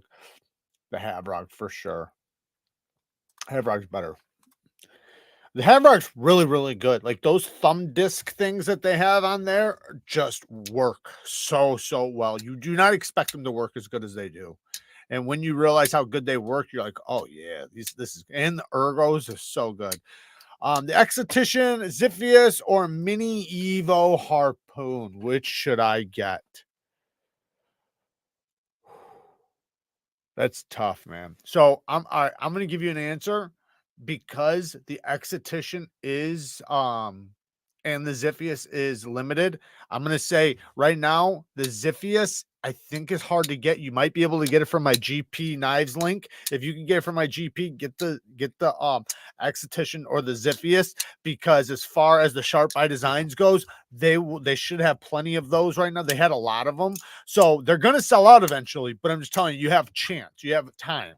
So the Exotition, you're not going to have a lot of time with. They're going to be sold out pretty quick. Same thing with the Ziphius. So if there's any Ziphius left, you can go for it. Or the Exotition. I personally would say the Exotition. It's just, you know, a more to me, like, I don't know, man. I like them both, man. The Warncliffe is so fucking good on that Ziphius, but the Exotition, it does something to me with that drop point blade with the hole. I love the hole deployment. So I'm gonna go with Exotition on those ones, but I kind of like the mini harpoon. If it was a large knife, I would totally pick that, but it's more of a medium-sized knife, and I love the Evo, man. I love it. So if you asked me which one I'd give up, I wouldn't give that one up. I'll tell you that. But I know that there's plenty of them available, so you should be able to get one like in a couple weeks if you wanted to get the Exotition now. Hopefully that answered it. Can't go wrong with any of them though. Did you notice that the 80-20.5 has the similar bottle opener that the Cubit has that everyone has been bitching about? That is fucking hilarious. That is so funny, Chris, because I didn't even think about it, but I should have. But, you know, the damn bottle opener, so what, man? And it's not even, I don't even think they advertise it as a bottle opener. It just happens to work. You know, they just did it like that to go over the stop pen. Either way, this thing is so slicey and so good. The blade shape, the everything, the ergos, it's super lightweight. It's 2.5 ounces for a 3-inch blade. It's fire. Do you have a recommended folder for someone who's carried the same Osborne 940 for 15 years? So I would say if you like sleek and slim like that, so yeah, there's a lot of knives I'd recommend over the 940 for sure. But I guess I would ask you questions like, are you wanting a USA made? Does it have to be USA made? Because it has to be USA made, then my answer is, you know, going to be a USA made knife. And I would probably say get a Para 2. Try out a Para 2 or which is a compression lock, so it's different, or a Mannix 2. I would say those if you want USA made. Now they're bulkier and bigger. They're not as sleek as the 940. But if you want something sleek like that, the Hogue Deca is really, really good. But I'd recommend getting the Hogue Deca and then getting the original GOAT aftermarket scales for it. I think that that's a must. Here's mine. It has 2 different blade shapes. I have the Warncliffe or sheep's foot one, but this is really, really good. But you got to get the scales. You got to get the scales. If not, then you can go with the Benchmade Bailout. The Benchmade Bailout, super sleek, super slim, super tough as fuck. But it's super slicey, like a way slicier than the 940. You're gonna like it more than 940. So I'd say those ones for as far as yeah, and you could go with the Hogue Deca with G10 scales if you don't want to get the aftermarket scales. Just if you get the FRN one. If you get the FRN one, then you need aftermarket scales. But otherwise, just get the G10 one. Yeah, that's a great option. And, you know, Benchmade's, their prices have gone up massively. So, but I do think, though, that you will find out, especially after using the 940 for so long, if you get a Para 3, a PM2, or a Mannix, I think you're going to be pretty happy with its cutting performance, because the 940 doesn't cut for shit compared to a PM2 or a Mannix, because it's just geometry. It's a narrow blade with thick geometry, and a Spyderco is a broad blade with, you know, good geometry. Not super thin geometry, just good geometry. Big knife question: Spyderco Tatanka or the Farad KATSU? I don't know what either one of those are, so not a big question for me. I must not be a knife guy. I absolutely love my Hogue Deca, but I prefer to carry my PM2. There you go. Yeah, the PM2s are awesome, and this is one thing I will say. Now, I'm not, Hogue has up their steel on the Magna Cut, but as far as steel goes, Spyderco is going to be the winner. Spyderco is going to outperform Benchmade, Hogue put together. Like, it's just, they're so much better. So that's what I would recommend, especially if you really want to feel a good steel. And this goes for just about anything that comes from Spyderco in the past year or the past 2 years. If you want to feel good heat treating, good steel, and actually feel what it's like to use and sharpen and get good steel, Spyderco. Spyderco is the way to go. You will realize like how much different a steel will feel when it's properly heat treated than on other knives. Deca is on my short list. I appreciate your recommendations. No problem. No problem. Anytime. Cold Steel has some great tough knives if you're looking for that kind of work knife. Yeah, if you're wanting some tough shit, for sure.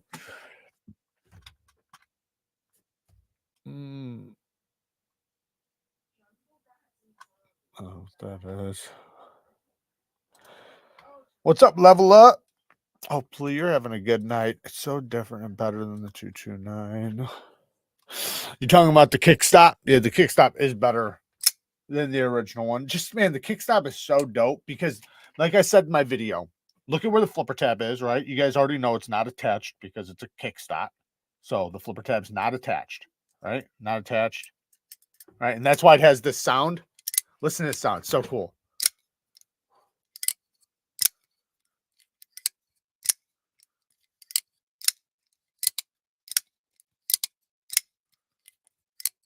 Hear that double click?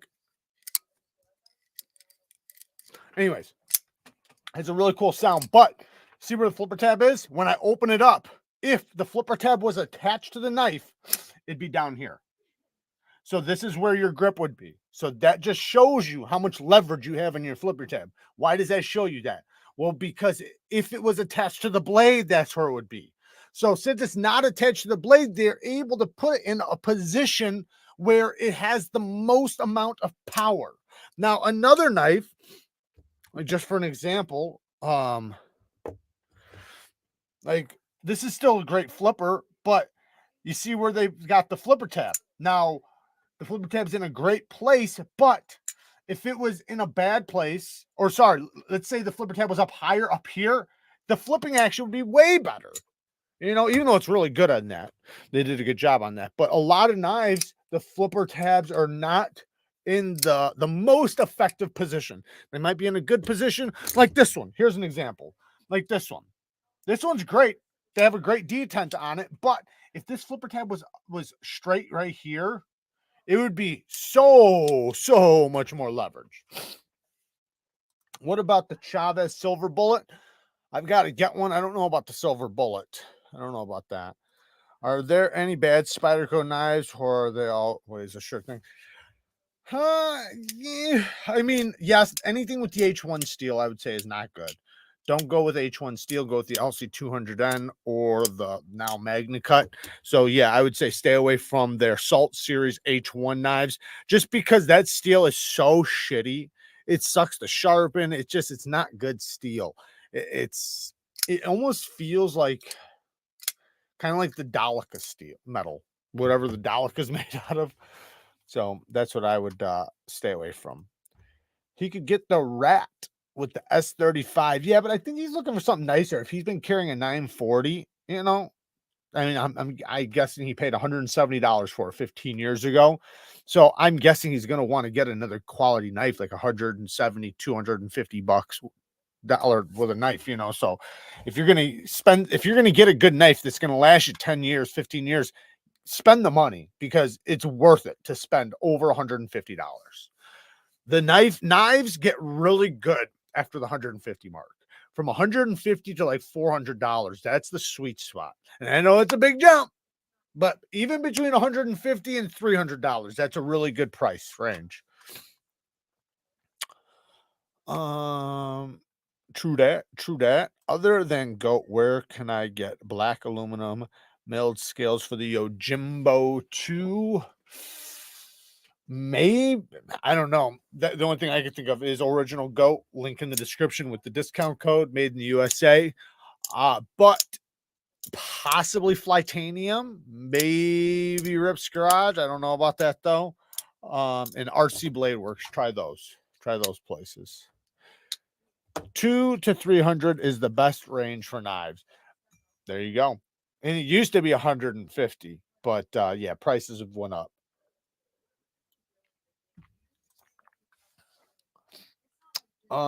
It's the Redención others, but it's a limited edition, 50 to 100 only. It's the eggshell shiny silver. Huh. Yeah, I don't know it. I haven't seen it. H1, oh, sorry.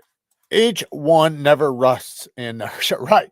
It never rusts, but it's also never fucking sharp. Exactly. Get another 940 and a better seal. I'd say to stay away from the 940s. And here's the reason why. They're great knives. I love the 940, but it's always great to get something else, something different, right? And the 940s probably served them well, but I think something else with a better steel would do better, meaning like better quality heat treat. Also, I think the 940s are way overpriced nowadays. Like they're so expensive. So it just doesn't, and especially if you're going to get the better steel, if you're going to get the S90V, how much is that? $290 or something?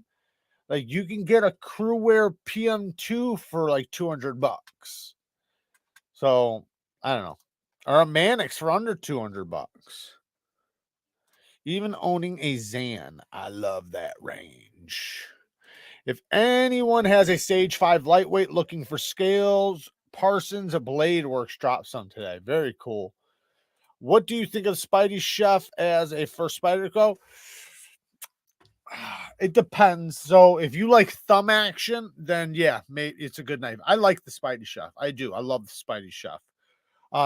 It's not the easiest knife to reverse flick, especially for Spydercos, because Spydercos usually have like a really good opening hole, like they have the big ass hole. This isn't a Spyderco, but they have the big hole. But with the Spidey Chef, it's closed up on this side. So you only have you can get it and you can still reverse flick it, but you got to squeeze in there. So the most satisfying action from it is the thumb flick. So as long as you're cool with that, then yeah, the Spidey Chef's awesome. I love the Spidey Chef, and I think the Spidey Chef, well, they don't sell this one no more. Hopefully they'll come back with it soon. But the Slish Buoy is fire. I love the Slish Buoy. The Capara is another great one. I recommend the Capara always, man. The Capara is amazing. That's another good one. If you like the 940, you'd probably really like the Capara. Except for that one, it's going to be a lot slicier. Hey Jared, Brian and Doe said one dealer did a special order for full-size production Evos to release this summer sometime.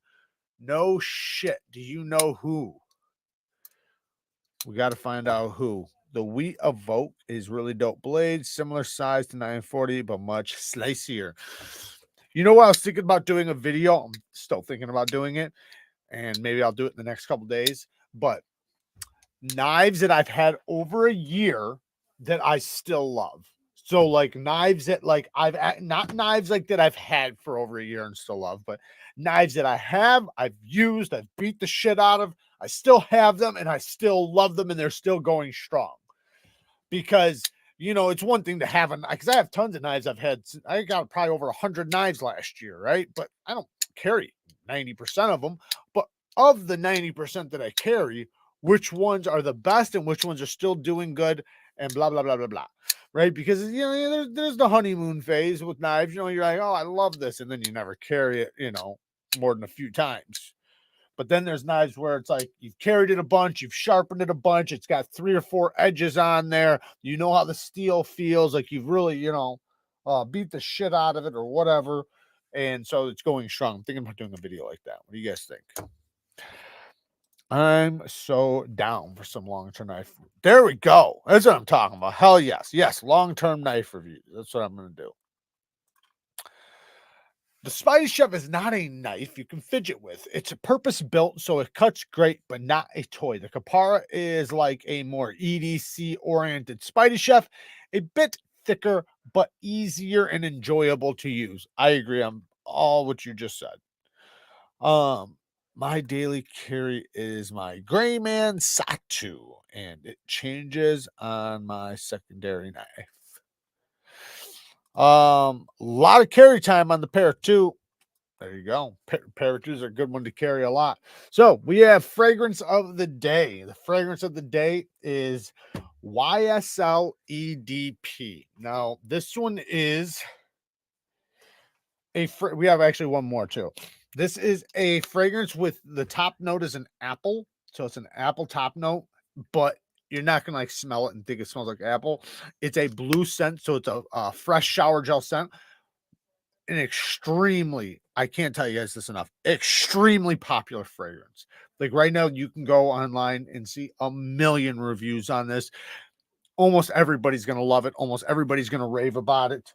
Whether it's girls or guys, it's a banging set fragrance, and it's not only a great scent, but the oils are really good. Like this is a quality fragrance. The actual oils that it's made of last a long time. It's a fragrance that will give you 8 to 10 hours. Man, it smells so good. You get the apple note, ginger. Let me just show you guys. So it's really, really good. I definitely recommend it. I got it linked down in the description. Like it's a little bit pricey, but not too bad. So you see it's got aromatic, woody, fresh, spicy, amber, warm, spicy. I don't get no warm spicy out of it, by the way. Fruity, fresh, herbal, citrus, and green. I agree with everything in there except for the warm spicy. You can see right here, top notes are apple, ginger, bergamot. Middle notes are sage, juniper berries, and geranium. Base notes are amberwood, tonka bean, cedar, vetiver, and libananium, or whatever the fuck that is. I don't know what that is. But very, very good. What the heck just happened? Very good fragrance, very good scent. It's definitely one that will be popular among people that you like, the people that are around you. They'll definitely give you compliments. It's a compliment getter for sure. And it's an easy buy. Like there's a lot of fragrances I wouldn't say you can blind buy. This is one you could blind buy, because if you didn't like it, which you will, you could resell it. It'll sell really quick on eBay because they're sought after. Damn it, it smells good. But yeah, I got one more here. Jimmy Choo Man, another one. This is another one. This is one that's been popular for years. Now I link the intense version in the description because the Jimmy Choo Man doesn't last very long.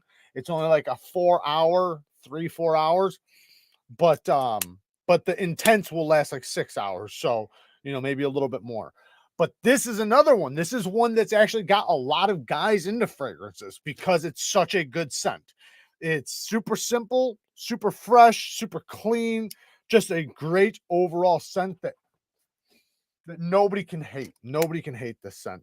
And this is the scent. This is a scent that if you watch a lot of fragrance channels and stuff, a lot of them say this is what got them into fragrances. They got this, they got it, at some store or whatever, bought it, and then they realized how good fragrances can get, and then that brought them down the path. So Jimmy Choo for Man, this one will be more affordable than the Intense, but the Intense is the one I would recommend because it's going to last longer, and that's the one downfall to this one. But it's a super fresh fragrance, a little bit of sweetness, a lot of freshness. It's definitely a blue fragrance for sure. This is definitely a little bit more blue, the YSL. Between the two, I would recommend the YSL just because it's better oils, going to last longer, and it's more unique. That apple note really, it really takes off, man. It's something different. Like you're going to smell it and you're going to be like, man, this doesn't smell like anything I've smelled before, in a good way. Like where it's like, damn it, this smells good. It's super fresh, shower jelly, but it has this note on it that you can't stop wanting to smell. And it's the apple note. It's the apple and what was the other one? The apple and I think the ginger, probably the apple, the ginger, the cedar, the amberwood, and the sage. Like it just kind of all mixes together so beautifully. Did I miss the Queen Goddess of all women, Kara? Yes, you did, Alex. Yes, you did. You're late. You're fucking late. What got me into fragrances was smelling good. There you go. Jared is the only person in knives and cologne that I can rely on. There you go. Bang! I got you. I thought they only had the mini, but okay. Cuba Original by Parfums de Champs. I thought you were gonna say Parfums de Marley, but okay, I'll check that out. Cuba Original. Huh. Cuba Original, huh? We'll see about that. See about that.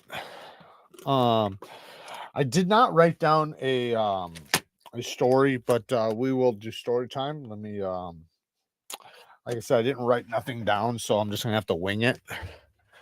What was I going? I was thinking of a story earlier. Sorry, guys, my pillow right here. I broke my other chair, by the way. I'm back to my old chair. I got to get a new chair again. My chair that I bought like 6 months ago fucking broke. So now I got to get, because when I bought my chair, I bought Kara like a badass gamer chair, and I got myself a shitty chair, and it was shitty, so it took a shit. Now I have to get a new one, and I'm back to my old one that sucks. What was the $1 million something or another you mentioned? 1 million lucky.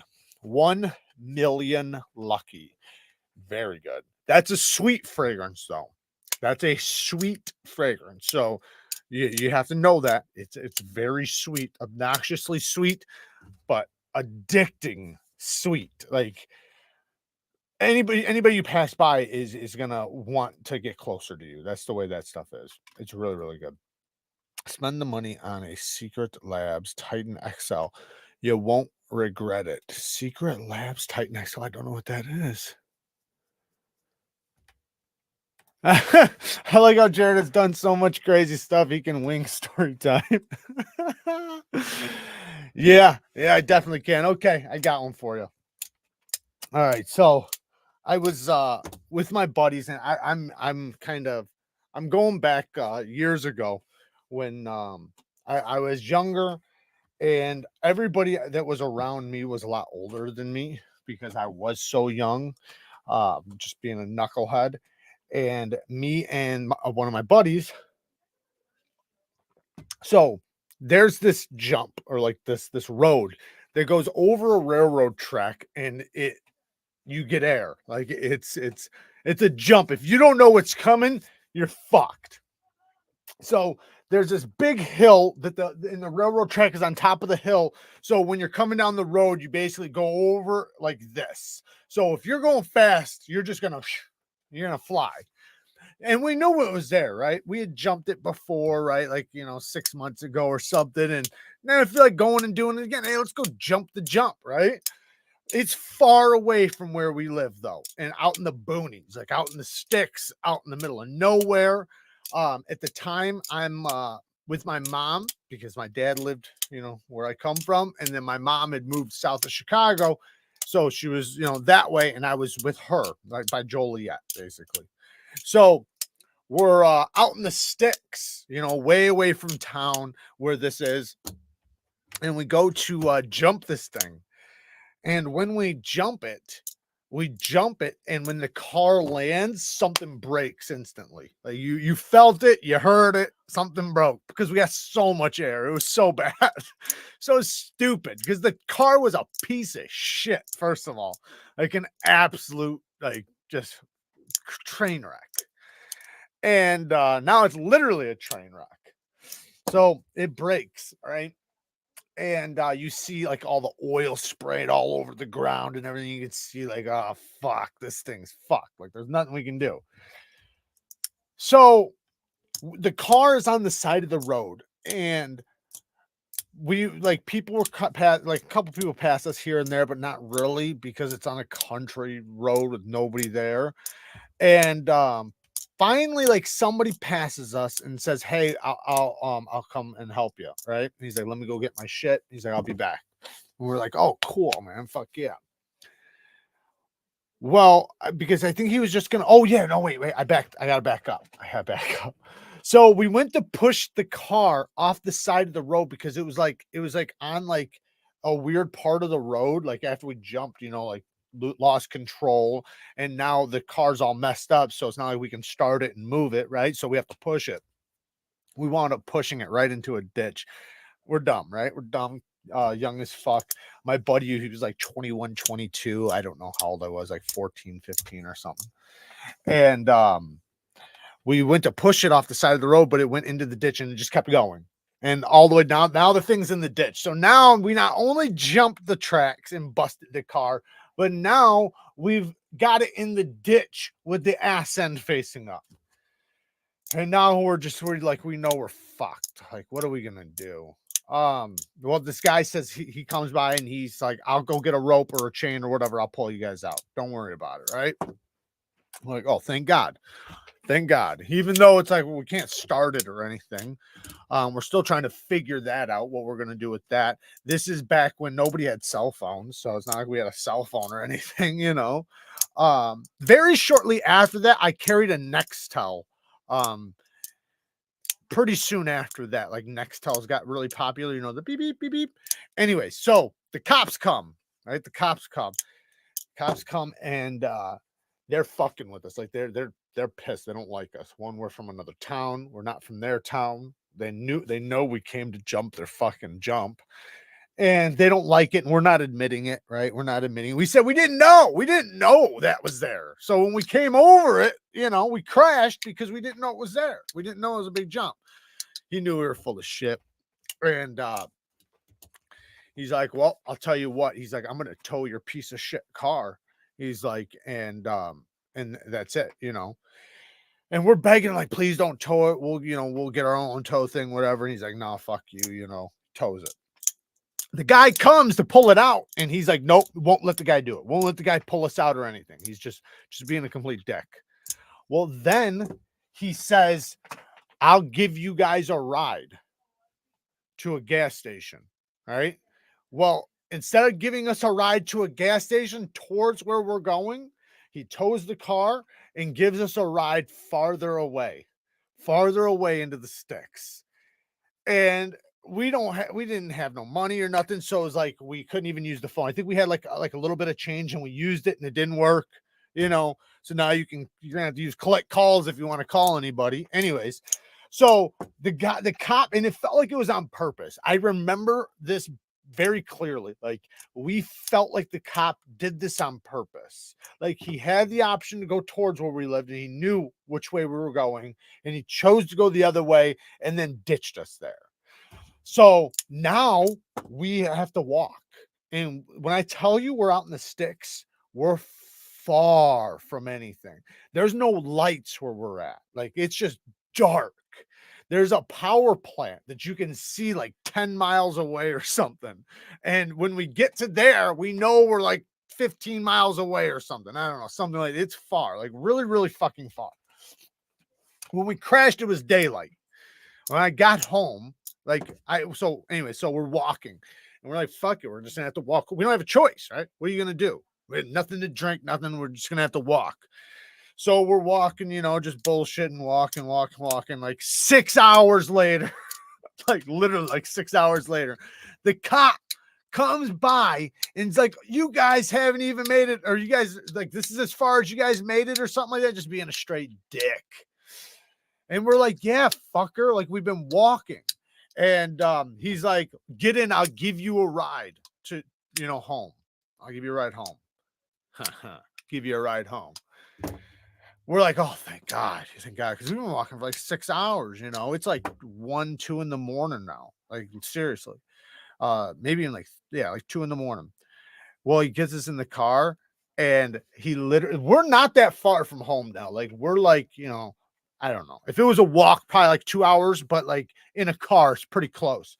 Well, instead of bringing us home, the fucker brings us to the border of our town and ditches us on the side of the road again. He says, nope, this is as far as I'll take you. And it's like, we're literally at the beginning of town. Like, in order for us to get home, it's still in the in the middle of town. Like, he didn't help us, basically. He like basically pretended like he was going to help us. And then when we got in the car, he drove us 2 minutes down the road and then dropped us off. at the edge of town. So now we're obviously back to walking again. And it's like I'm underage, right? I'm underage. I've already gotten in trouble. So I'm already a troublemaker there. Like, and they're really strict, like with like curfew and stuff like that. And I had already gotten in trouble for shit like that. Gotten in trouble for a lot worse than that too. So I'm already on record. I'm on probation, like all these things. And I finally get home and I'm walking in, and my mom, like she's up, like, because she don't know where I'm at. She has no idea. It's like 4 in the morning, 3:30 in the morning. And I walk in and she's like, "Where the hell have you been?" And I just start screaming, like I start freaking out, like not like screaming at her, but like, "Don't even give it to me. Like, I don't even want to fucking hear it." Like, I've had a long night. And I sat there and drew it down for her what happened. And then she was just, then she was just happy I was okay, right? She was, obviously. My mom's such a sweetheart. My mom is the best, by the way. Just so you guys know. My mom's an absolute G, and she is the best. She's an absolute angel. Anyway, so yeah, it was just a dickhead move. Like the cop, like I said, I don't know why he had it out for us to walk, because listen, he easily could have gave us a ride home. He easily could have gave us a ride closer to town. He easily could have done a lot of things. There's no reason why he towed the car and then gave us a ride the opposite way. There is a gas station the other direction. So anyways, yeah, my mom is definitely legit. But yeah, it was stupid as hell. Well, I don't know if I should tell this other story. What time is it? Yeah, 15 minutes. All right, 15 minutes. I'll tell another story. So I've told this story before. Maybe I should save this one for when we have a little bit more time. I'll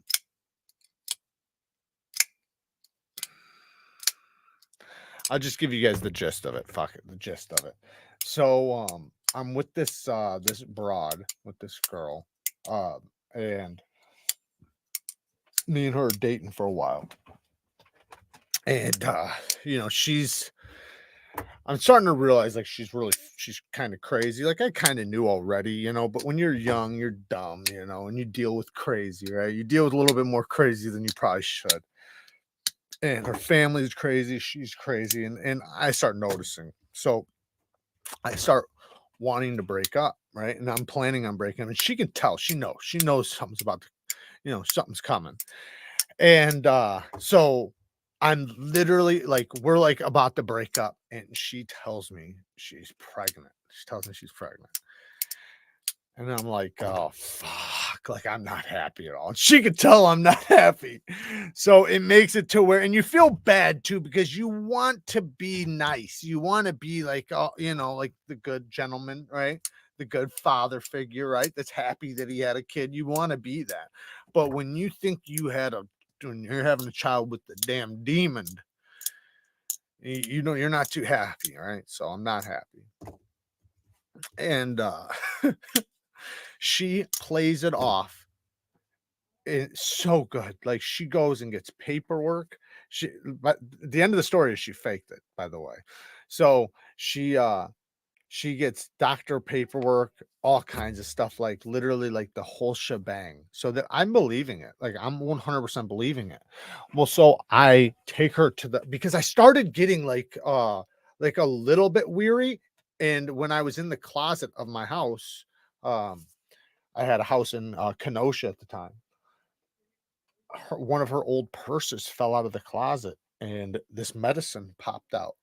I wasn't searching through it or nothing like that. I'm not like that, by the way. It just fell out, and I picked it up. I looked at it, and I didn't know what the hell it was. I called the pharmacy because for some reason, something just told me, like God told me, call the pharmacy. And the pharmacy told me straight up, that is medicine, and it's the fastest, safest, and easiest way to get pregnant. Medicine. Like, it's just a medicine that'll help you get pregnant, right? And I'm like, this bitch, right? So I just tell her, I said, we're going to the hospital.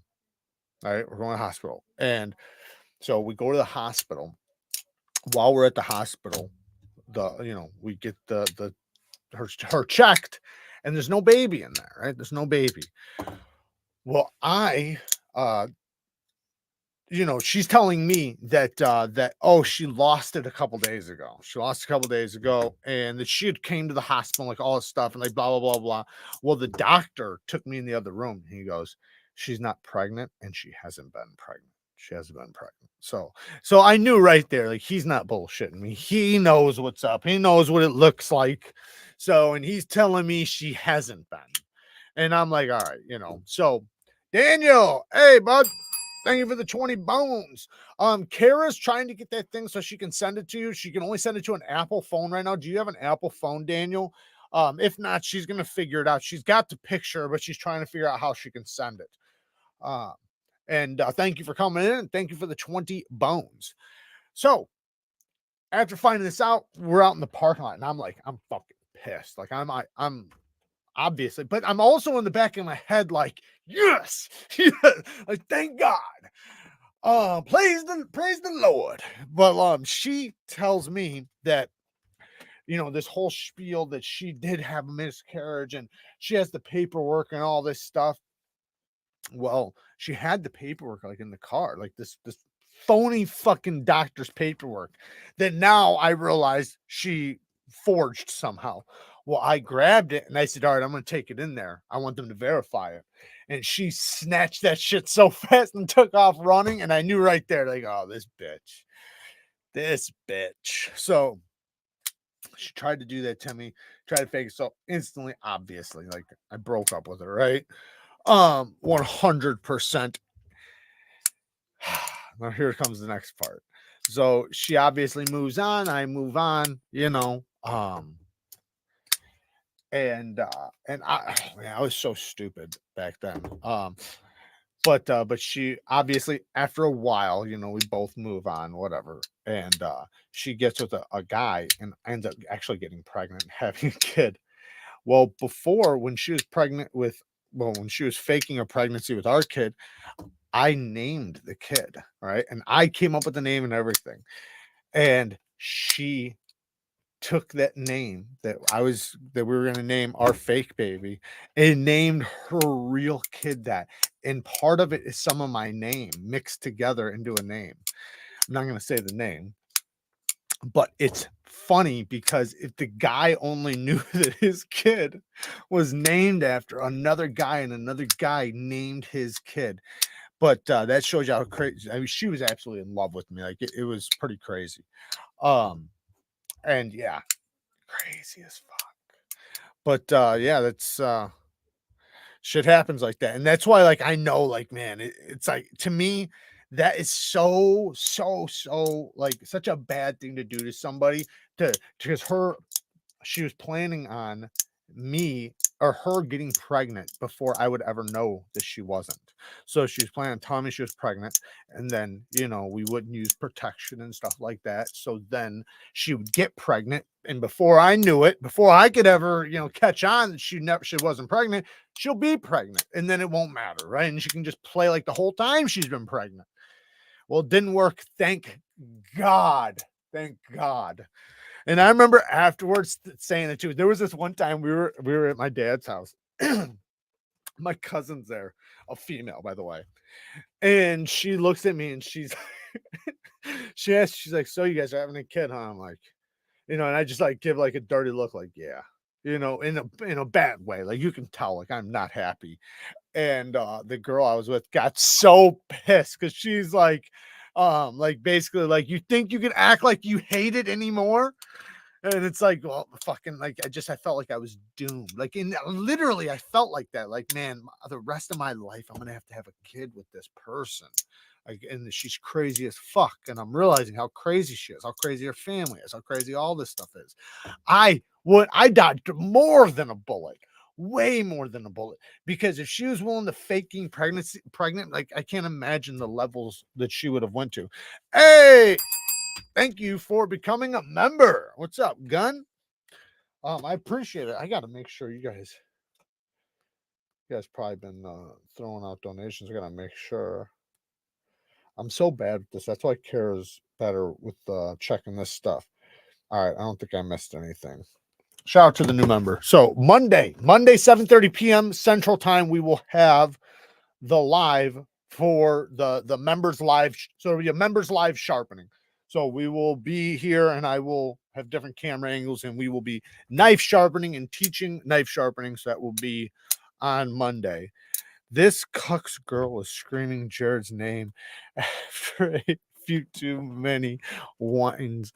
You know, I feel bad for him, man, because I don't think he knows, and I don't even want him to know, to be honest. Like, I would never tell him. I would never want him to know, because to me, oh, if that was me, I don't even want to say what would happen.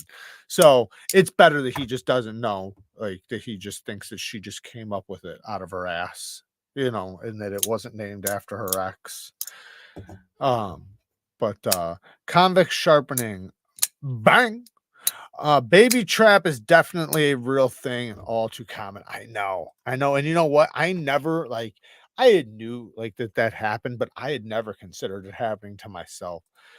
She sounds like the type when you wake up, your D is glued to your stomach. There needs to be laws set in place to punish faking pregnancies or passing off a baby as the husband's kid when the baby was conceived through an affair. You know, I think they say that, like, which is a crazy number, but I think it's 15 to 20, maybe it's more than that, maybe it's 30. It's a high percentage of women that have a child with somebody and the father thinks it's his kid and it's not. And it's a massive percentage, like it's like 30%. And I know that the statistic comes from the people that are getting checked in court. So, like, basically, like 20 to 30% of the people that are checked in court are not the father of the baby. Right. So, you know, that doesn't play into everybody, like the people that aren't like weary at all. But there still means there's a massive amount of men out there that think they're the father and they're not. So I say, no matter what, always get a check. There's no reason not to, right? And if the girl has a problem with you just being positive, then you better get it done. That'd be even more of a reason to get it done.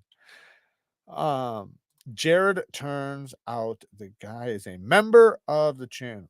Jared turns out the guy is a member of the channel. Paul Mills is a new member. Shout out to Paul Mills. Shout out to the new members. He's a member of the Benchmaids. We got 2 new Benchmaids in the house. Crazy Ryan, crazy to think about. Finally caught me. Yeah, we're about to end it though. We have about 4 more minutes, so we're just kind of shooting the shit at this point. She sounds like the chick from Wedding Crashers. I won't leave it. Yeah, kinda. I won't leave, and she say, "I know because I'll find you." Yeah, and that crazy ass voice. Yeah. Yeah, something like that. But you know, when you're young, you're fucking dumb as shit. You know, and I was actually pretty good. Like meaning like with people, like even like with like I was a total player though, man. I had so many different girlfriends, even sometimes at the same time.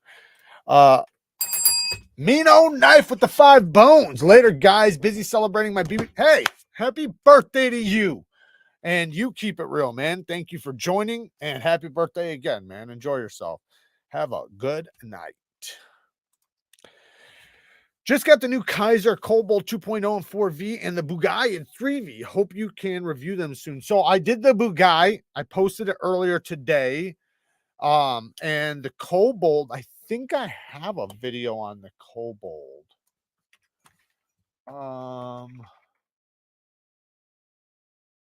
Let's double check. Yes, I do have a video on the Cobalt. I have a first impressions on it that I did like a week or so ago, maybe like 2 weeks ago. And then the one for the Bugatti I posted earlier. It's not really my style, the Bugatti, but I also have other Kaisers in that video too. But the Bugatti, I mean, it looks good. It's very comfortable, but it's just a little bit too much belly for me for that style of knife. I prefer a lower tip on that size and that style of knife, but that's me though. You know, the knife is still great. It's a great knife. I hadn't like really no complaints. The only complaint I had is just not really my style as far as the belly goes. But I do like that it has that thick dual grind in the front, because that does make it to where you can use that front end, you know, in a good way. Um, just got the, oh yeah, I already wrote down. What am I doing?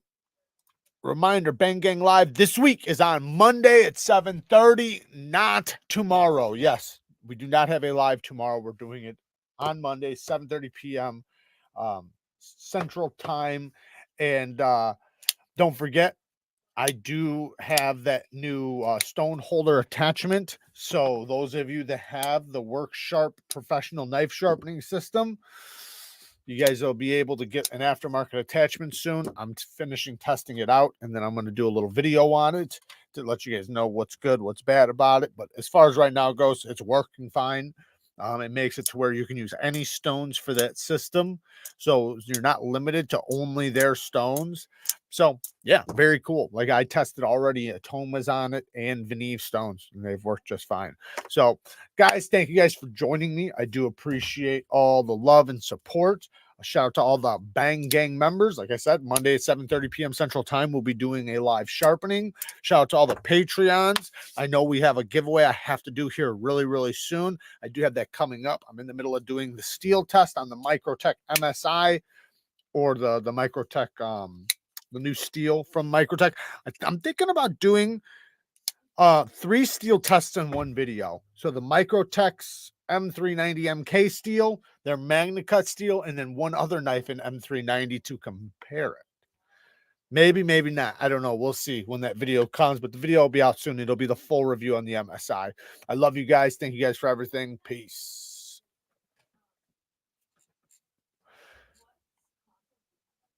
What? Let me answer this really quick. What would you recommend as my first Axis lock knife, Jared? The Kaiser Drop Bear or the VOSTEED grind? It would be the grind if it was bigger, but it's not bigger. So I would say the Drop Bear, or the Escort. The Escort's fantastic. If you like a little bit of a bigger knife, grab the Escort. If you like a little bit of a smaller knife, grab the Bear. Love you guys. Peace.